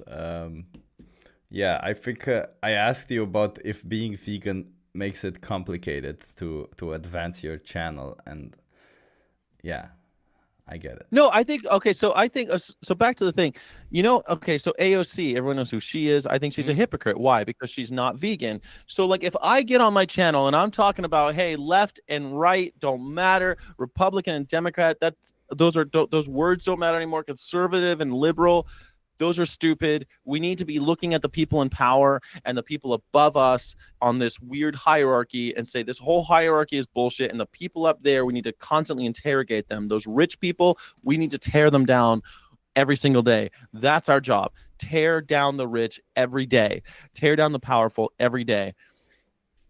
If they deserve the money and they deserve the power, then it won't matter. Then they could justify it. That's what we need to be doing. But you know what? If I said all that and I hear a lot of people say shit like that and they're not vegan, they're fucking hypocrites. That's how I look at it. Like, I don't trust someone like AOC telling me that she's all about the Green New Deal and how people should be treated well.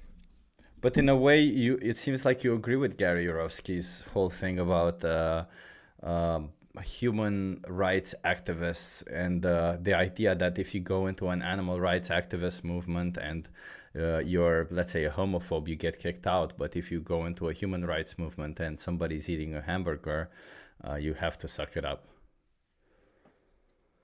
Yeah, that makes sense.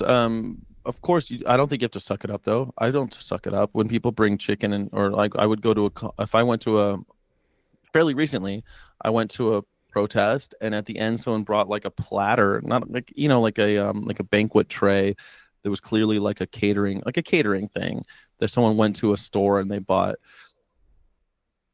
dead chicken parts and they were gonna eat it in front of me for the as like someone was trying to be nice and they bought food for everybody, all the protesters. And I said, no, I don't eat dead animals, and anyone who cares about justice doesn't either. And of course, like they're gonna look at me funny. Oh, well, who you think you're so high and mighty? No, I'm just Yeah. not gonna.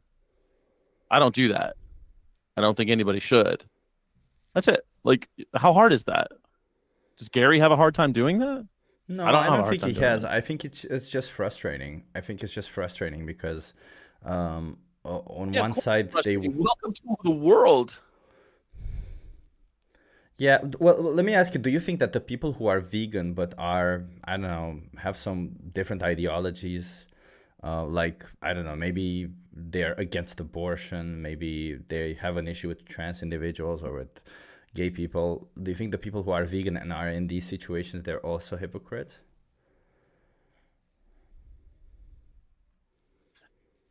Abortion, man, I don't know, man. That's a tough one because you can be for or against abortion, and I don't care. I think you shouldn't be okay with the government telling you what to do when it comes to abortion. I think that's the biggest part of that. Like, you think that a fetus is a human at 13 weeks because of whatever reasons.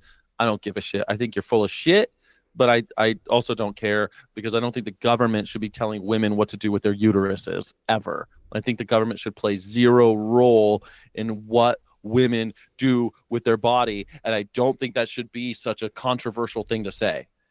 And now, if you want to say that killing a fetus is murder, well, it clearly isn't because you said fetus and not human. But even if you think that, all right, so what government should what role should the government play? You see what I mean? The conversation get all fucked up. I don't think that I don't think you're necessarily a hypocrite.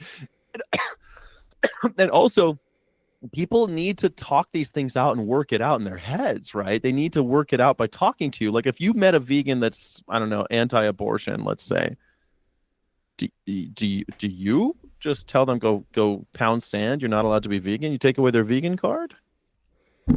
No, I don't take away their vegan card, but I would call somebody who is that way maybe a hypocrite, right? Really? Like, I mean, if you think that body autonomy, I think like veganism also ties into body autonomy, doesn't it? Right? Like it's not, it's the whole idea is against oppression. I would think it's a bit oppressive to tell somebody you're not allowed to decide for your own body, even if there is somebody else within your body. You know, it's my body. Hey, get them the fuck out and you put them in your body if you want to keep them alive, but it's my body, you know. So Sure, but you're intellectualizing something where the other person that's hypothetical, that person thinks that you're murdering somebody. Like that's what they've convinced themselves of. And you've got to disabuse them of that notion. Now, how are you going to do that if they're not allowed to talk about it? Like this is something I want to get away from. This is again critical thinking. We have to be allowed to talk about these things. We can't just tell people like how nice, you know what really bothered me? Well, shit, I don't want to talk everything about Gary Yourofsky, but he's so like fresh in my mind. But the idea of like the Palestine one, right? yeah. Is Palestine complicated? Yeah, the thing in Palestine is complicated, man. It's kind of complicated. I think it gets less complicated the longer the war goes on, the longer the ethnic cleansing keeps happening. I think it gets less and less complicated, but it's complicated. Shit has been going around a long time. It's been happening a while. Now, if Gary Yourofsky wants to kill all the Palestinians, I'm like, dude, I think you might be a hypocrite. Like, shit, I don't think you should. I don't want to kill all the Jews either. You know what I mean? Like, you shouldn't kill any, but you shouldn't, like, that whole let's kill them all thing is something that's just tyranny. I don't think these people understand any of this shit. So you have to engage with them. Maybe they're hypocritical, but if you're a vegan who thinks that we should kill all the Palestinians, we need to talk. I mean, first of all, we got to pick up another card because somebody else made a donation. But if you're a Palestinian, I'm sorry, but if you're a pro-Palestine person who's not vegan, we also have to talk, Agree. Right? Yeah, but do you think that there might be some forms of oppression that don't make you a hypocrite? Like, let's put it this way: do you think that you might be participating in some forms of oppression, like? Well, I guess it's a matter of choice, right? Like if you have a choice to not participate in oppression and you still do, you're essentially a hypocrite, right? Sort of. I mean, there's going to be contradictions, right? There's things that you can help and things that you can't. Like I try to not buy a new cell phone. Everyone jokes about how old my cell phone is. Karina's constantly laughing about my cell phone, but I don't want to buy a new one until I have to because I don't want more minerals being mined out of the earth for it, right? I'm a conscientious objector about that. But am I a hypocrite because I have one? Sort of, right? Like we're going to have to contradict ourselves from time to time if we're going to live in this fucked up world we're all in. But you have to be on the side of the angels and make claims, right? And you have to have a leg to stand on when you make those claims. Like I don't think that you could be actively participating in something as obvious as killing animals and eating them and putting them into your mouth hole and then try to tell me that the oppression of the Palestinians is so wrong. Like we're going to have to get some moral consistency there. Yeah. And I think the same thing applies the other way. Like if you're a vegan and you're not at least concerned about the fact that journalists, innocent women and children are being murdered in Gaza for going and waiting in line for food, then if you're not concerned about that, then we got to talk. Like there has to be we've got to work on you, man. So I think though, hold on a second, but there's one last thing. But if you're AOC and you're in charge of making policy and holding people accountable and actually doing, you're in power. You're in a position of power. Then we need to hold you to even a higher standard. And someone like these gurus, yeah, these gurus and these cult leaders that we have in the movement, we have to hold them to a higher standard. Not like your average, Sally the activist who's like she just cares a lot. She's sensitive to injustice. Cool. Sally's cool. She's sensitive to injustice, so she shows up. And we need people showing up to the foie gras protest or to the puppy mill protest or goddamn it, even the cage-free protest. Sally is sensitive to injustice. I'm hoping that if we keep Sally around long enough, she'll realize the cage-free and foie gras thing's kind of bullshit. We need to get people into abolition. But you know what? I'm glad Sally's showing up. If Sally is a guru and all of a sudden she's Queen Sally and we're all supposed to listen to her and she's going around telling everybody about how many millions of people she's converted to veganism through her preaching and teaching, if Sally's doing that, she's got to be held to a higher standard. Yeah, because at the end of the day, it's like if you're representing something bigger than yourself, when you're speaking and when you're holding a position, you're speaking and holding a position not just for yourself, but for the item or for the group that you are representing. So I feel like maybe we should discuss the Gary thing. But before, let's do the card. But wait, before we close that, hold on, before we go, because I got a thought on that. Please. It doesn't have to just be Gary. You know what? A former friend of mine, his name is Roger Yates, and he used to say, I haven't talked to him in a long time, but I think he'd still say today, and I'll paraphrase. He'll probably hate that I brought him up. But he used to say this great thing about how some of us have to be the claims makers. And when we are claims makers, we're not allowed to be hypocrites because we're making claims for a movement. That's when when you're the one making the claim, you have to have legs to stand on. Or else if you're a hypocrite, people hate you. They'll kill you for it. Yeah. You can't be a hypocrite when you're making claims. He also said that some of us need to be carrying the flag. And that flag has to mean something. And if it doesn't, because we've eroded the capital that we have with people, then that flag is meaningless. Agree. Or you holding, or maybe somebody else should hold the flag. But that flag has to mean something, and the claims makers are the ones who do that. This is why the American flag means fucking nothing these days. And that's why it's okay to burn it, because it means nothing now. Because the president has turned us into and not just him, many presidents have turned those stars and stripes into a meaningless symbol. What do they stand for today? Oppression. Some people say that. Yeah. Or orange, but I think oranges. I think it means a lot of different things to different people, and that's a problem. No one can look at it and say this is what that flag means. No, 100%. Your president alone is an example of how some deranged person can change the image of a whole country. Like, you talk to rational people, and we all understand, of course, not all Americans are that way, but then you still end up with the illusion that America's not longer a free country. Putting the military in Washington is insane. I'm sorry, but or how about becoming Israel's rent-a-cop and bombing Iran, or how about all of this? The flag sometimes to me looks like imperialism, and sometimes the flag looks like to me like the good parts of our history. Sometimes the flag looks to me like a dream, like this is what we wish, an ideal, like an aspiration. Sometimes that's what it looks like to me. It depends on who's in charge, I guess. Yeah, it is. It does. But yeah, whoever is in charge should acknowledge the responsibility that they have when they are in charge, right? Yeah, I mean, you can say the same thing about the cross. What does the cross mean? The cross is a meaningless symbol now. You see people who are perfectly willing to slap the food out of the mouths of children wearing a cross around their neck. What does the cross mean? The cross is a symbol that's supposed to mean charity and sympathy and mercy and compassion. Is that what the cross means these days? Is the cross No. hanging around someone's neck a reminder to be compassionate and caring? To me, it's I a don't think that's reminder of somebody telling me you gotta worship Jesus. for no reason. No. See, because they maybe at some point they were making claims, but those claims haven't been backed up by anything real, so they become hypocrites, But and that's been it's going on since also 1200. because like there's two types of Christians, aren't there? They're the ones who believe that they go to heaven if they do good things, and then the ones who believe that they go to heaven if they believe in Jesus, and that's it.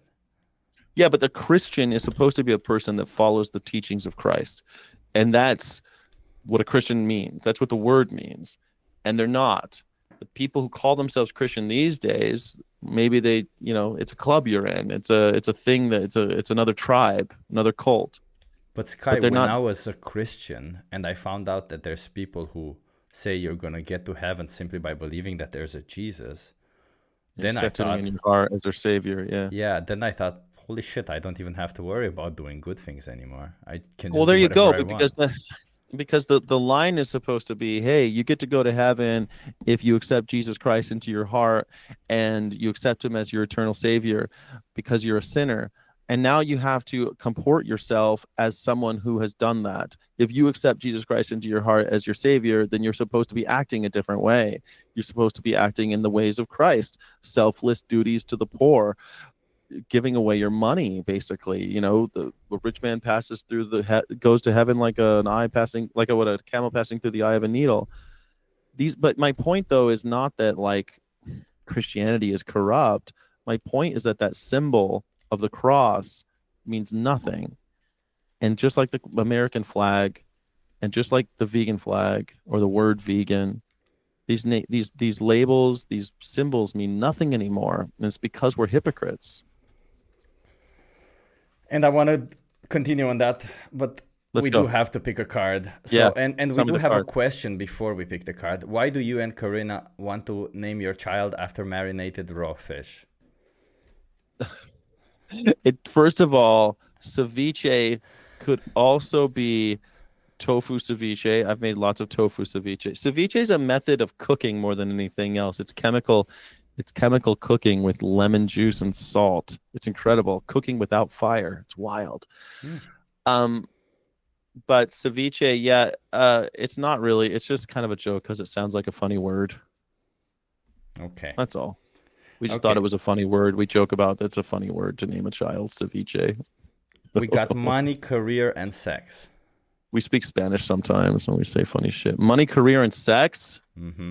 Sex is only for big tickets. Was it a big donation? Where's it like under the? No, it was way less than the biggest. Okay, career. Career. Okay, let's pick one from career. What alternative careers do you think you'd be quite capable of? Alternative careers. Yeah, or what else would you do if you wouldn't do YouTube? Man, I'm really afraid of that. I don't know. I'm thinking about that all the time, whether or not if I'm gonna give up and go get a job. I think like some kind of project manager. I'm really good at a lot of different things, so I'm able to kind of see everybody's job and try to help them do it better rather than do it for them. I've always been a really good manager. I was a manager of all the bars in MGM Grand, and a lot of times that you have to be a marketing person, you have to be an IT person, you have to be able to program and use spreadsheets, and you have to be able to manage the people and inspire them. You have to be able to have conflict resolution. You're able to have, you have to wear all these different hats. I've always been very good at that. But then I could tend bar, but like I can't be a bartender. I need to have a group of bartenders doing that. And so I need to be able to encourage them and train them and get them to be good bartenders and inspire them to show up to work with a good attitude. I've always been really good at that, like getting managing large groups. And I sometimes think maybe I'll have to, if everything goes tits up with this economy, and if I can't get this YouTube channel to start paying properly, then I'm gonna have to get a job doing something like that, do project management. And I don't know, it's Well, hard to feel fulfilled. The hardest thing about work for me is feeling fulfilled. I get Like I've that. had money, I've had, yeah. Yeah, yeah. Maybe a project manager in an animal rights company. But what projects do they do, right? Except, Yeah. do they build anything? Are they doing anything? And do they I probably pay? have to go work for, yeah, and they don't pay, Yeah. you know. But like, I'm really banking on my channel growing. I'd like to be on panels. I want to be on a panel of like, I see all those idiots on CNN. LGBT. There's so many Oh, morons on the panels. And like, I think I could sit on one of those panels and contribute. you could. And like, I could be as well as they do. Holy shit. Like, I You, could, you know, you have one problem though. You don't really you stop when somebody's speaking in front of you, which is not something good. You should continue I can speaking. learn. I could be more argumentative. I can be more gladiatorial. I don't have to be. I could be like, no, you don't understand that Donald Trump. You know, I could do that. Like, no, but sometimes I don't know. I think I could do a good job on like a panel on Fox News. I'd love to be the one liberal on Fox News. I'd love that. I'd do it. That's God's work right there, being the one liberal on the panel. I'm not even liberal, but to be like the lefty, to be the non-conservative, I love that shit. I would love that job. Let's get you that job. Let's see how we can do that. I would work for Fox News even. I'd do it. If I could be the non-conservative person, I'd love to do that. Arguing with conservatives all day. I'd love to sit next to Jesse Waters and just like tell everyone what an idiot he is, because they have to have that one guy who's not one of them, you know. But that person has to take a lot of abuse. But I could take a beating. So we're approaching 2 hours, by the way, and we're at 1 hour and 45. And by the way, Haz says, "Let's help Sky achieve his dream." So yeah, Thanks, maybe we can make some calls, everyone. You know, maybe we can, whenever there's somebody taking calls, we're like, "Hey, have you guys heard of this Sky Jack Morgan person? He does a great job. I would like to see him on your show or something." So I asked ChatGPT what I would have to do to get on different panels like that. And they said, okay, well, you're probably going to want at least 12,000 subscribers on YouTube before you get there. So I'm like, okay, that's a number I can try to get. And I think I'm going to get there. And then I'm working on a book, because that was the other thing. If you have a book that you can like plug while you're on the air and stuff, they tend to like, oh, this person is an author.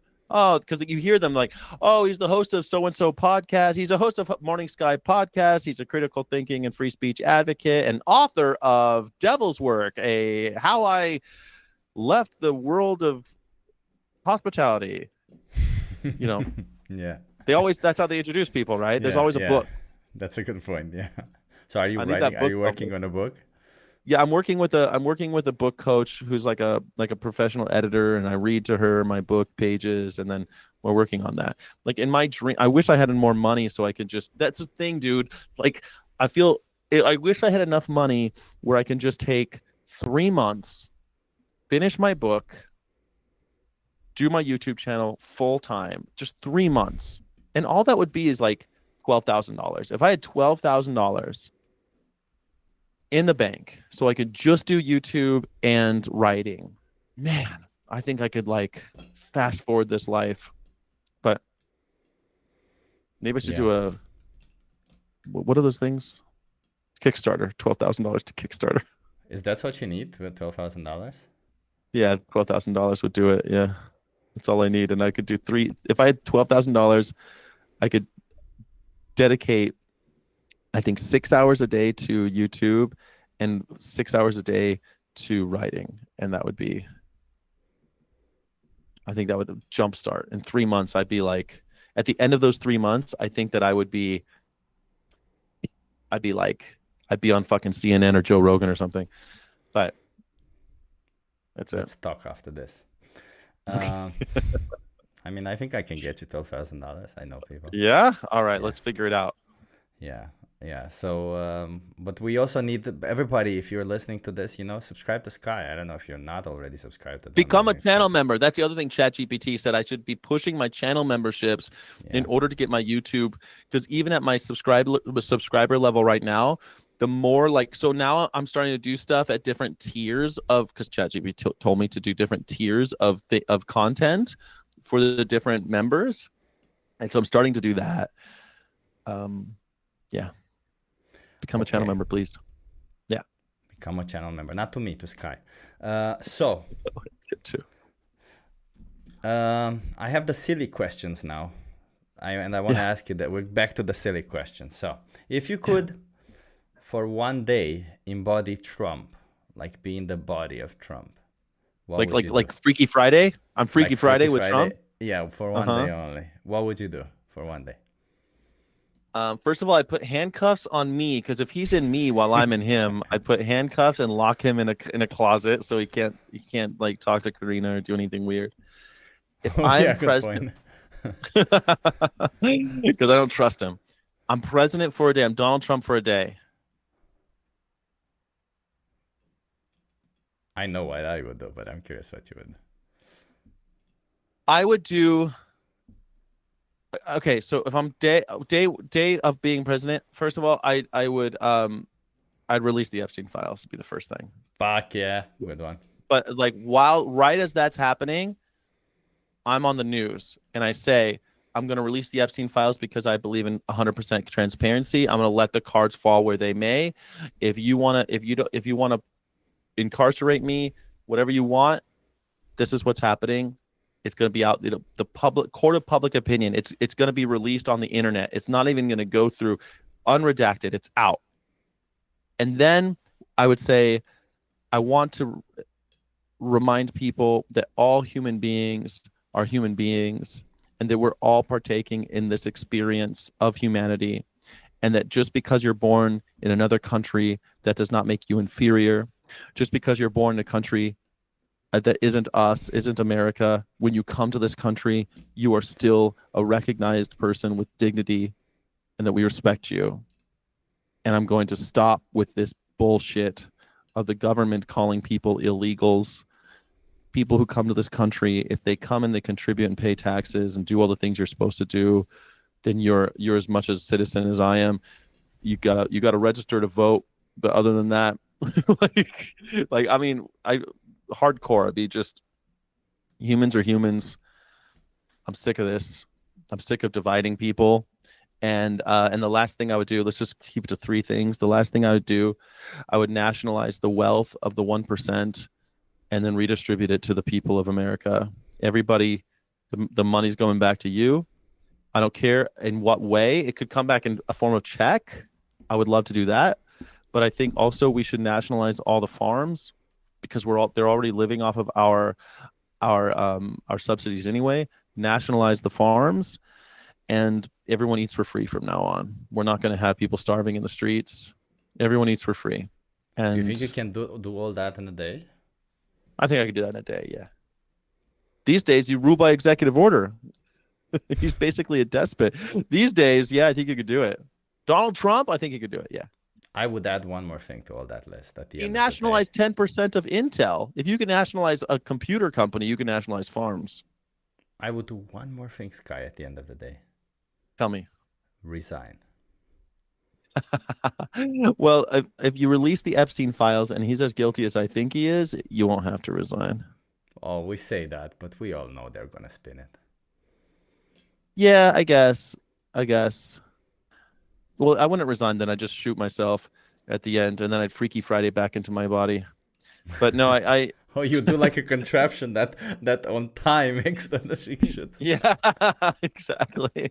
I've made some Rube Goldberg. I just think that once you take away if he's as guilty as I think he is, they're hiding it for a reason. They're afraid of what's in those files. If it's so scary that they're this afraid, then I think it might be one of those moments where people finally turn on him, like they did Mussolini and Hitler. Somebody said Sky basically described the Mr. Robot plot. It's been a while since I saw that show, but I like that Same, show. same. Okay. Now, if you could rearrange the world and create your own country, how would that look like? Nature, policies, how would you make it? You could, let's say you can pick some nature and make some policies of your own. Direct democracy and ranked choice voting so that people can actually choose their leaders and absolutely have term limits and have a smaller place with fewer people and basically I would use Walden by Henry David Thoreau to be our founding document and talk about what the point of governance is and what a government's goal should be. Yeah, I think that would be the like guiding principle would be direct democracy, actual actual democracy. I'd love that. Would you forbid animal agriculture? Yeah, I mean, I don't think that you would have to though. Like again, I don't think you would have to if there's no money. I Oh, don't interesting. think people would do it if there's no money. But you would still have to exist in a global economy, so I'm guessing you would still have to have some money. Why? Because how do you you wouldn't have all the resources in your own country, right? You would need to get some resources from the outside. What resources do you need? Salt, water, food, like Help, lumber? internet, phone, type of stuff. I mean, I think we could develop that ourselves. Like we have, it's not like we all just become idiots overnight. We have people who can do that. They can do it, and they'll have higher status in our world. They won't have to, like, what do you mean? We're just gonna forget how the internet works and not have No, but people I that can mean, do that? you would want to have access to the World Wide Web. You would want to have access to the global economy and phones and stuff, right? Like you can't build everything in one country. No, but I mean, you could trade for those things. There's all sorts of different ways to get phones. Like, why do we have to have this weird fiat currency that we have to do with everything? If anything, maybe we can just mine bitcoins. I don't give a shit. Like, we could figure something else out. Like, there's no reason why we have to participate in that way. I guess you're right. Maybe there's some interaction that we're going to have to just be okay with, and that's all right. We don't have to be completely isolationist, but when we interact with them, we have to do it on our own terms and maintain our own values. Think about it like in Star Trek, the humans go to other cultures and they interact with fascist cultures. Like there's in Star Trek, there's the Cardassians, and they are the fascism just worked for them, and they're just a fascist organization, and they've always been fascist. It just worked out for them great. So how do you interact with them if you're all about values and philosophical ethics and all this shit? Mm-hmm. You're Trade. gonna have to react. You're gonna have to interact, but you do so on your own terms and with your own values intact. Yeah, That's I I don't don't. know how would it's difficult to say how I would interact with the culture, with fascism actually work for them. Because How do you interact with the fascist culture? You're gonna have to do it more and more. It's coming back, baby, in a major way. close your eyes and hope for the best. Close your eyes and swallow the pill. Well, not swallow the pill. You don't have to participate in the fascism, but you can try to, you know, If they're the put the ones with the things in. phones you want so badly. Yeah, maybe. If they've got the minerals that you need or whatever. Look what we're doing. Like, oh, we're so against Saudi Arabia, those Muslims over there.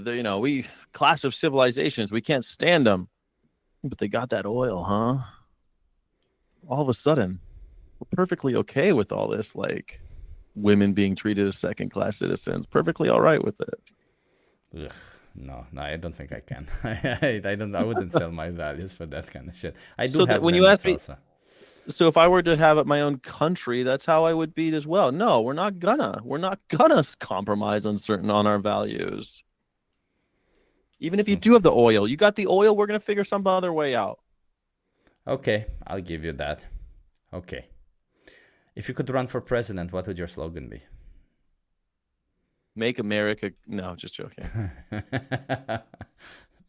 Make America free again. The slogan would be total liberation now. Total liberation now. TLN. Nice. TLN, total liberation now. I like it. I like it. I Do you just came think up with it. do you think Americans care more about being right or being free? I don't think Americans care about either anymore. Okay. I think Americans care about just the same shit that all these other narcissists care about. They care about owning the other guy. Look what we did. Look what I just saw some white Christian nationalists online yesterday talking about how white people came to this country and tamed the wilderness as if there weren't civilized people here. They literally are called the 5 civilized tribes of the North American Indians. 5 civilized tribes, because they weren't all running around with bows and arrows and shit. They weren't all like that. A lot of them had like complex social structures and basically, like primitive cities, but not that primitive. I mean, shit, Europe was pretty primitive in 1492. Like the Iroquois had, it looked different from ours, but they had like a city with a leader and like a, rudimentary city. Sure, it didn't look like ours, like a west. It looked different, but it's still like they had a civilization. They had farming. They were like smoking they were smoking pipes of tobacco, and they knew how to dry the tobacco, and they had all these like technology to do so. Like it wasn't like Atlantis or something like that, but they had a civilization, my point. So I think America now is all about like owning the other guy and taming the wilderness, and look how great we were, and we did everything right, and everyone else is stupid. It's colonialism, bro. And it's the same thing. I hate to keep bringing him up, but it's like people in the movement are like, I want to own the other guy. I want to debate that guy and own him. Did you learn anything? Fuck that. I don't want to learn anything. Do they care about being right? I don't even think they care about being right. They care about owning the other guy and Fair standing enough. over him victorious, flexing a muscle. It's like, I have seen what could that. be more hollow? Yeah, I have seen that a lot. So they care more about being right than about. They care about being, I don't think they even care about who's No, right or no, wrong. They not care being about right. winning.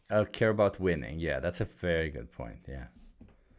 They care about making other people lose. They care about winners and losers. In the world, there's winners and losers. You hear them say that shit all the time. Why? When we work together, we all win. That's humanity. That's the good part of humanity. When we work together, we all win. Isn't that rad? Okay, Mr. Sky. I have a couple more questions that I ask everybody, so I'm going to ask you also. What is the argument against veganism that you dislike the most? We've always done it that way, like the dumbest one. This has always been, we've always done this. First of all, it's not true. And even if it were, it's the dumbest argument.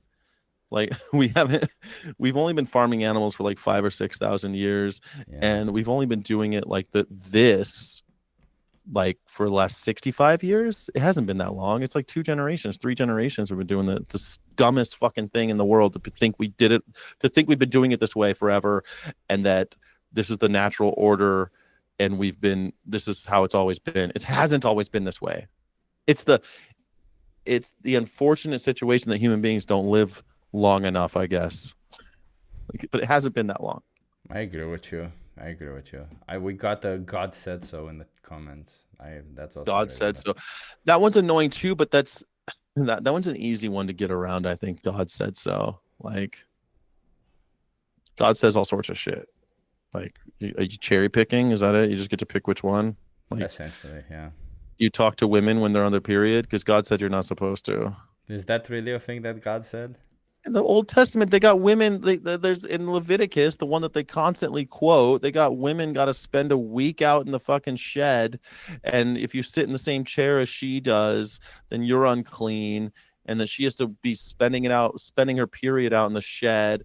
Like in old religions, it's so much weirdness about menstruation. It's bizarre. Like, do you know that even today in Japan, because it's such an old ass sport, sumo wrestling, women aren't allowed at all because they menstruate and it's unclean, and that it's really hard, but they're trying to get it to be an Olympic sport, because Olympics by law have to be men and women.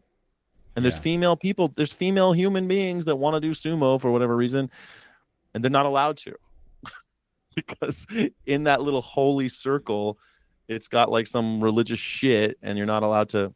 There's even been cases where people have been like mortally wounded or like had a heart attack in the circle, and the only doctor was a woman, and she's not allowed to help him. Like that type of thing. Crazy old school shit. Stupid. In religions, man.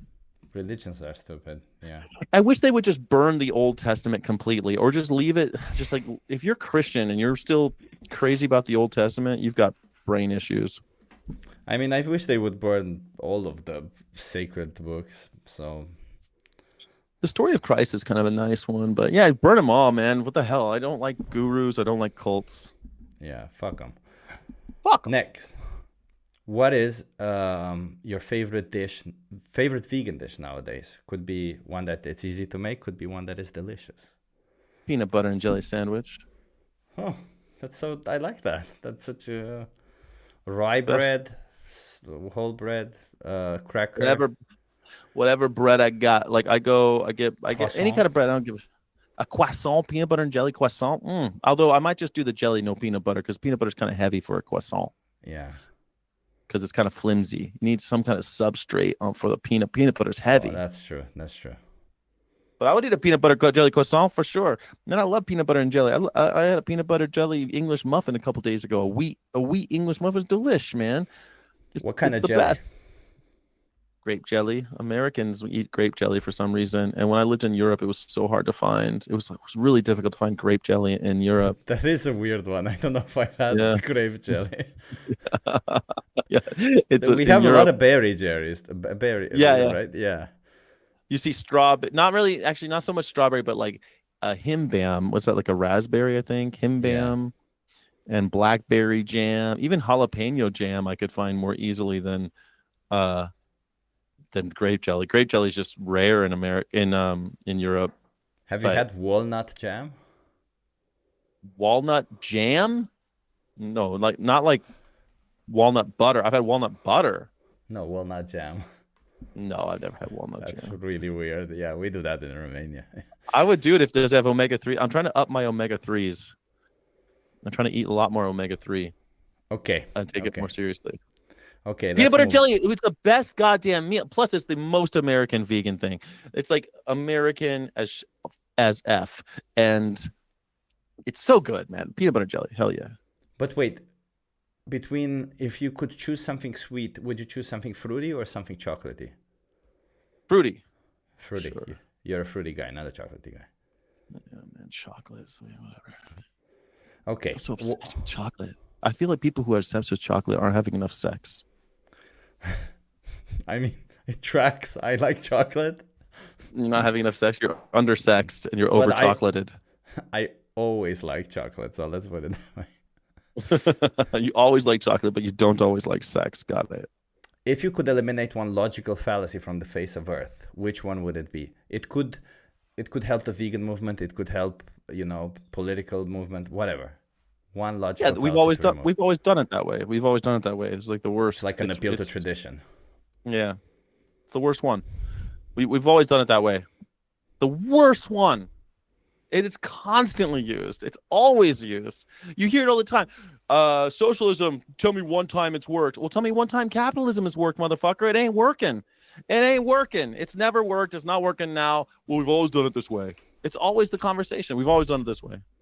Yeah, somebody said appeal to nature. I agree with appeal to nature. I feel like appeal to nature is worse. But the problem with appeal to nature for me is that it's an appeal to nature and it's not even natural. It'd be different if it were like, oh man, it's natural to go out there with my bare hands and just me naked with my fingernails and teeth. And I run around chasing rabbits. And when I catch one, I eat the rabbit with my bare. I don't cook him. I just eat him with my hands. I eat him. Fur and all. Little twitchy nose to the cottontail to twitchy nose. That would be natural, but they claim appeal to nature. It's not fucking natural. Like that's the thing, right? The fallacy of appeal to nature is that you're saying it's good because it's natural, but what's natural about raping a cow for 5 years, stealing 5 babies, killing 5 babies, and selling the milk? What's natural about that? You see what I mean? Yeah, well, I guess the product that you put in your mouth, they say is natural, right? Not how But they there's make nothing. it. It wasn't naturally derived by any means. Even the cow itself, herself, himself, whatever. There is a Even the natural cow. buffer. There is a natural buffer to it, right? Like, let's say if you take a cow and you put them in a press, you essentially just get blood. The blood is still Yeah. natural, essentially, right? But the process isn't. What was natural about it? The Well, the blood blood is is, natural. yeah, It's a naturally occurring phenomenon that animals have blood in them. I I guess. guess. Yeah. That's a strange thing to appeal to nature. I feel like they're falsely appealing to nature because they're comparing themselves to lions. And then you point out the fact that you're not doing lion shit. If you were doing lion shit and you wanted to appeal to nature, you might be then it'd be appeal to nature. It's good because it's natural. But it's not natural. That's the problem with that. Like appeal to nature is a fallacy that they're not even actually engaged with. They're not actually doing it. But the thing, like we've always done it this way, we have for like 6,000 years fucking used animals to do what we want with them. We've used them. So it seems like it's been forever. And one final question, Sky. If you could pick Yes, sir. one person in this whole world to make vegan, could be a family member, could be a friend, or it could be a celebrity, who would you pick? And when you say vegan, you mean like Vegan. actual vegan. Yeah. Not just I'm gonna stop eating animals Yeah. and their flesh and fluids. Yeah, Donald Trump, man. Someone like that, like I don't know, someone like Donald Trump. Imagine if Donald Trump woke up one day and he wants to get into heaven, so he decides that there's no such thing as like. Imagine that, right? If you shoot big, shoot for something big, you got to be like president of the United States, any president, a vegan president who's super popular. Even though Donald Trump's not as popular as they say, but imagine like I would pick Mr. Beast, man. Mr. Beast doesn't even have the clout he used to have. Who gives a shit about Mr. Dude, Beast he's anymore? got 400 million subscribers. What do you mean, who gives a shit? Have you not heard the biggest YouTube creators on the planet? They say, like, I've heard all of them say the same thing. When Mr. Beast calls, you move. Like, essentially, he's got almost the biggest creators at his fingertips, man. He can change so much. He's the public opinion influencer. I don't know. I don't even know anybody that watches his shit anymore. I thought he was kind of like washed up. Just people Nah, in the man. chat, are they still watching him? People in the chat, what are they saying? They like Mr. Beast? I don't know, 450 million subscribers, something like that. He's got a lot of them, man. Yeah, but that means that doesn't mean that he has the influence. I mean, like, then how many people are actually watching? Like, I see a lot of people with a lot of subscribers, and then they get like the same viewership that I got. Like, I see people who have like 10,000, like Benny. People keep on coming onto my show and being like, Benny Johnson's better than you, and I'm like, okay, well, that's fine. He's been doing a lot longer. He's got a huge team. Like, it's fine. And I went to his channel, and man, and some of his videos have the same viewership as some of my videos, and I'm like, this guy's got like 400,000 subscribers. Sky, he gets upwards of 60 to 100 million views per each video. Who? Mr. Beast. Mr. Beast.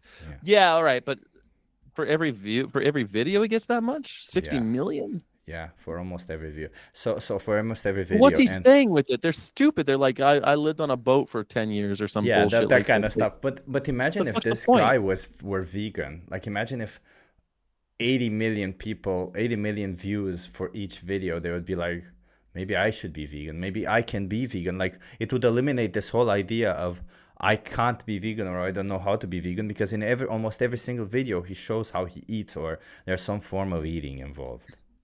I don't know. I mean, he tried to get his burger store off the ground. He couldn't get that going. So I mean, like, he's kind of failed in a lot of those other kind of. I don't know, man. You think that he's that influential? It's surprising. I don't think so. But okay. I think he's one of the most influential people of our time. Yeah.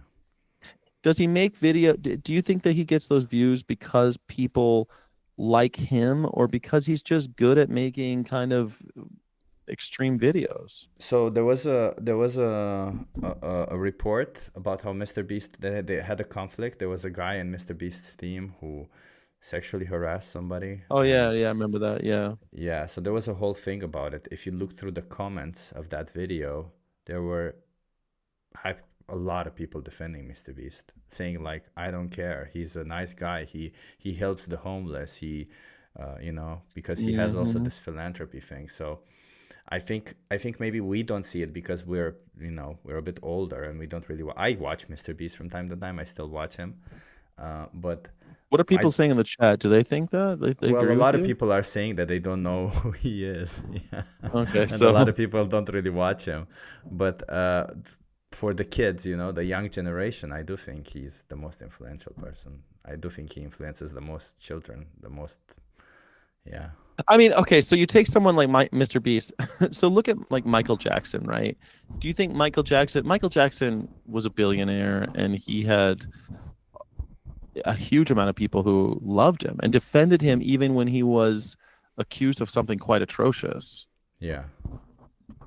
And do you think if he had gone vegan that people would have changed their minds? I think there would have been a lot of people who would have changed their minds. Yeah. Really? Yeah, it's so insane. Like Sky, I kind of lost hope that people follow logical arguments. I think people just follow people they like. But he doesn't have any power. Like at least someone like a Donald Trump, he has power. Like Donald Trump could True. single-handedly affect the next farm bill. Donald true. Trump It's true. could tomorrow set NIH grants who no more animal testing and NIH grants like that. That could happen. But it could be temporary with Trump, right? Like it could be that the left side would Mm. hate him, and then when they're in power, they put everything back, right? So that's how I see it. I feel But like, but we know that it won't be that easy. It isn't hard to put it isn't that easy to put everything back. Like Dromosphere, like it'd be really easy to tear down the Colosseum in Rome. It'd be really difficult to build the Colosseum in Rome. But you could tear it down in one day. A few true. minutes. So A few then, minutes to tear it down. It takes a long time to build it. let me ask you: would you rather have a vegan Donald Trump forever in office, or whoever follows somebody else, whatever? No, I think that people should not be under tyrannical rule. You know, I'm against the government chip, so no, I don't think that we should have anybody in office. Certainly not an old fucking man who's 79 years old, whose balls are just marinating in his own filth inside of his diapers. Like, just imagine his old man balls just like soaked in his own filth. Think about that. That's how he starts his day. I always laugh Like, when you say this. imagine that. Like he puts on a fresh pair of diapers and then puts an inch and a half of makeup on his face and goes and faces the world. Think about think about the mental state of this dude. This is the perversion of capitalism and our bullshit system. Like this is what we produced. You know, Do you I think think that do you think it's true that as we grow older, the ball sack comes closer to the ground? that it gets old, like it gets bigger and like floppier or something, gets longer. Yeah. I don't know. I mean, it's like your nose and I don't know. I'll tell you when I get that far. Mine are still like pretty good there. Same, but I'm wondering, like, because You're then still that would young though. make. I'm like pushing 50, so I'm like getting older here. So like, but when I'm 70, I'm guessing. I mean, all these guys say that like your balls get long, you get like longer balls, so it makes sense, right? So it's even worse with Trump now that he just got Like like. women, their tits start to come down, and men, their balls Yeah, start to go it's down. Isn't that how it's gravity, supposed to yeah. go? Yeah, I guess gravity makes us all its bitches. yeah. So Donald Trump, when he's sitting there, the reason like he's probably sitting there, he's 79, dude. He's gotta sit all with his legs open and his diaper, and it's like just like sloshing around in there. Gross, man. God damn. That's so disgusting. Gross. Think about it. You know he's got a dude at all times following him around with a diaper, like a fresh one. He's got to have that constantly going on. That's got to be torture, man. The presidential diaper. The presidential diaper carrier. He's got a little diaper bag like a baby. I mean, let's not shame people who have to wear diapers. It's okay. It's okay. You I'm end not up in. shaming him for having to wear a diaper, but he's the leader of the fucking. This is who we chose to lead the free world, quote unquote. This is the best we got. Do you think That's the that best man for the job. do you think that can also give people some hope in a sense that, hey, I haven't done anything with my life, but when I reach 80, I could potentially be president? Not only anybody can be president, huh? Yeah. Literally, Well, if anybody you're can be rich president. enough. Anybody in America can be president. Wow. Well, except for a woman. Yeah, a woman can't do it, of course, Yeah, because yeah. a bunch of bigots. I don't know, man.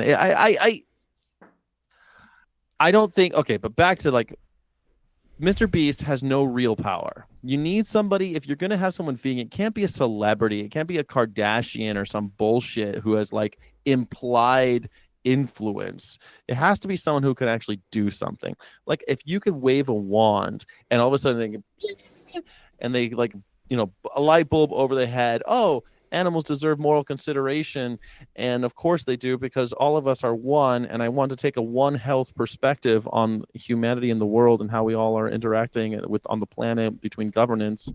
You'd want someone who's like way up there. Yeah. You'd want someone like the head of the UN or something like that, or like someone big. If it's not Donald Trump, it's Vladimir Putin. Imagine a vegan. If you could Vladimir Putin, bing, you're vegan.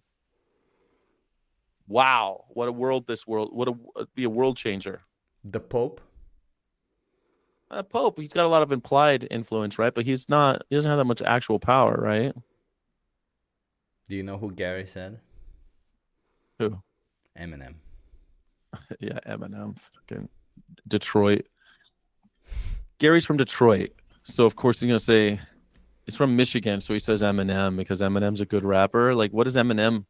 Has Eminem inspired people to do anything? Like he sang that song about George W. Bush. Did anyone not vote for George W. Bush? Did it change anything? He still became president. I don't know. But Sky, we thank you for being here. I gotta say, I put a poll here before we started. Which side do you politically lean towards? We got 46% people are on the left, 6% are on the right. That's insane. So mostly on the left. 14% are center, and 33% don't care or don't know. Over 40% don't care, don't know. No, 30% don't care, don't know. Oh. Almost close to 50 left, less than 10% right, and somewhere around 15% center. Wow. Great. That's great. I think because these labels mean nothing anymore, so who cares? Like, I guess, yeah. How do you identify more than anything? So Sky, where can people find you? Skyjack Morgan on all of them. Please, I'm starting to write crazy shit on Twitter. Please follow me on Twitter if you still have the stomach for it. Please do that. Twitter, Twitch, Facebook, and Instagram, and all of it. Skyjack Morgan. Please look me up, Skyjack Morgan, on any of your major platforms. I'd love to hang out with you. Reach out. Tell me why you think. Tell me if you think that Chip is right about the Mr. Beast thing. What's your elevator pitch for your channel? My elevator pitch for my channel is that I think that the greatest thing that's lacking in our current discourse is critical thinking, and we need to foster that and help provide people with the tools to do that, and also make them feel like it's okay to ask questions, like create space for those people. Encourage them to ask questions and create space for people who are questioning authority. Every YouTube channel should have something that you're trying to provide people and try to teach people. And I think that if you have a voice, you should use it to do that. You should use it to teach something. And maybe with like, I have hot takes on the news and stuff like that, but they're coming from a place of questioning the hierarchy. It's about questioning the authority and trying to tear those things apart. So I think that perspective is a good place to start for critical thinking. You don't have to agree with me. You don't have to agree with me that we need to tear down the government through a violent revolution. You don't have to agree with me on that. But you should agree with me that we need to be constantly asking questions of the people in power so that we don't become subject to their whims. Agree with you. Is that a good elevator pitch? That's a good elevator pitch. Critical thinking.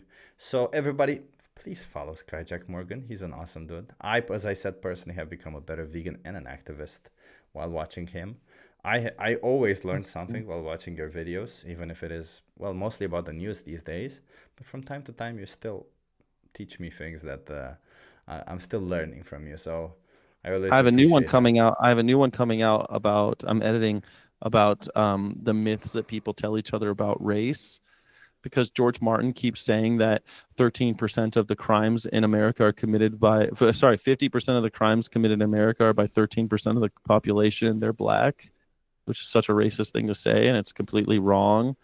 It's a bullshit statistic. Or that black on black crime, blacks are 80% more likely to attack another black person. Like these stupid these statistics that people use to uphold their racism belies a total lack of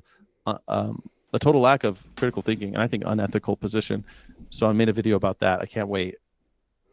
You know, Sky, I have a question Yeah. that maybe we'll discuss it on Sunday together, because everybody, in case you don't know, Sky and I, we do a show called The Ethical Underground. It's on Sundays, and it's on Sky's channel. It's on the Skyjack Morgan channel. Yeah. And I was thinking, discussing, is race a social construct? Maybe we can discuss that this Sunday. On top Isn't racist? I thought we all agreed that is. racism is. It is. Yeah, it is. Okay, we all agree on that. Yeah. In the ancient world, it didn't exist. So I mean, like, you had black kings and white kings. Some people were born like this. Some people were born like that. I recently learned that. I didn't know that. You know that? I recently learned it. Like, I'm honest. I thought like the color of your skin comes from the same genes, and I thought it's like a group of phenotypes that just describe it. But in the reality, it's not coming from the same place. From some people, like, it's coming from totally different gene expressions, like a color of your skin, and there's a lot of stuff. Like, it's because it's not just about. Of course, man. You go to Africa, they got white people walking around that look just like. I mean, they got. I've met white people that I'm like, is that person actually black? No, both of his parents are white. Really?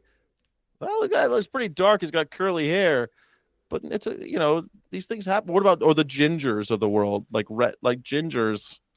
What the hell? People are all born all weird and different, man. It's what's some of the beautiful things about life. It's like one of the great things about life is that we're all different.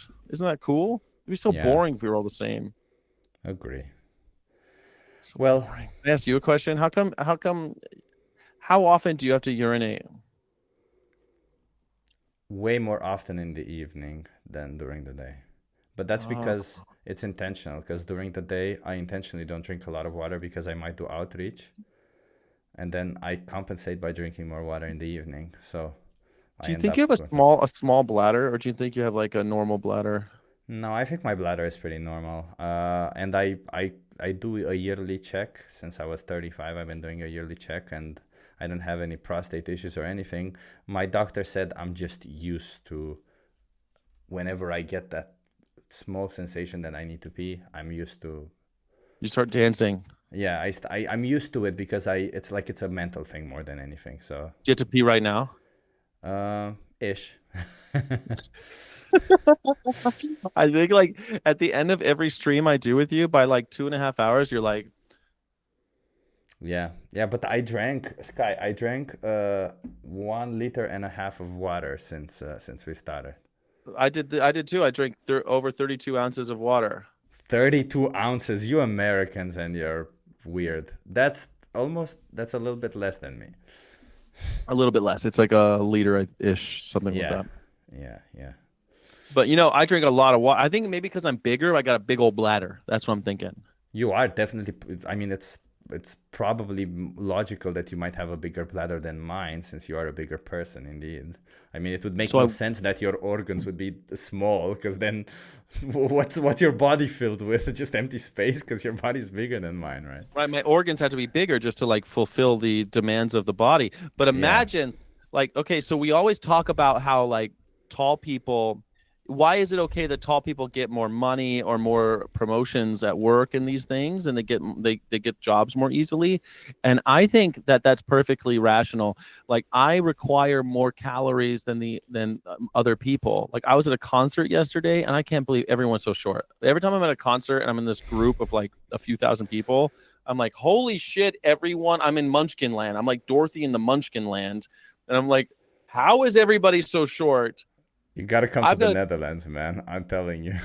I've been to the Netherlands. Oh, anyway, you're right. There's more tall people in like Western Europe, but like people are short is the point. I feel like I'm walking around a bunch of elves, but they're going to require fewer resources, less water, even smaller apartments. I need a bigger place. I need more room. I need a bigger place, more calories, but also check this out. Also, when I'm working, I take fewer breaks. I'm more of a valuable employee because I don't have to pee as often.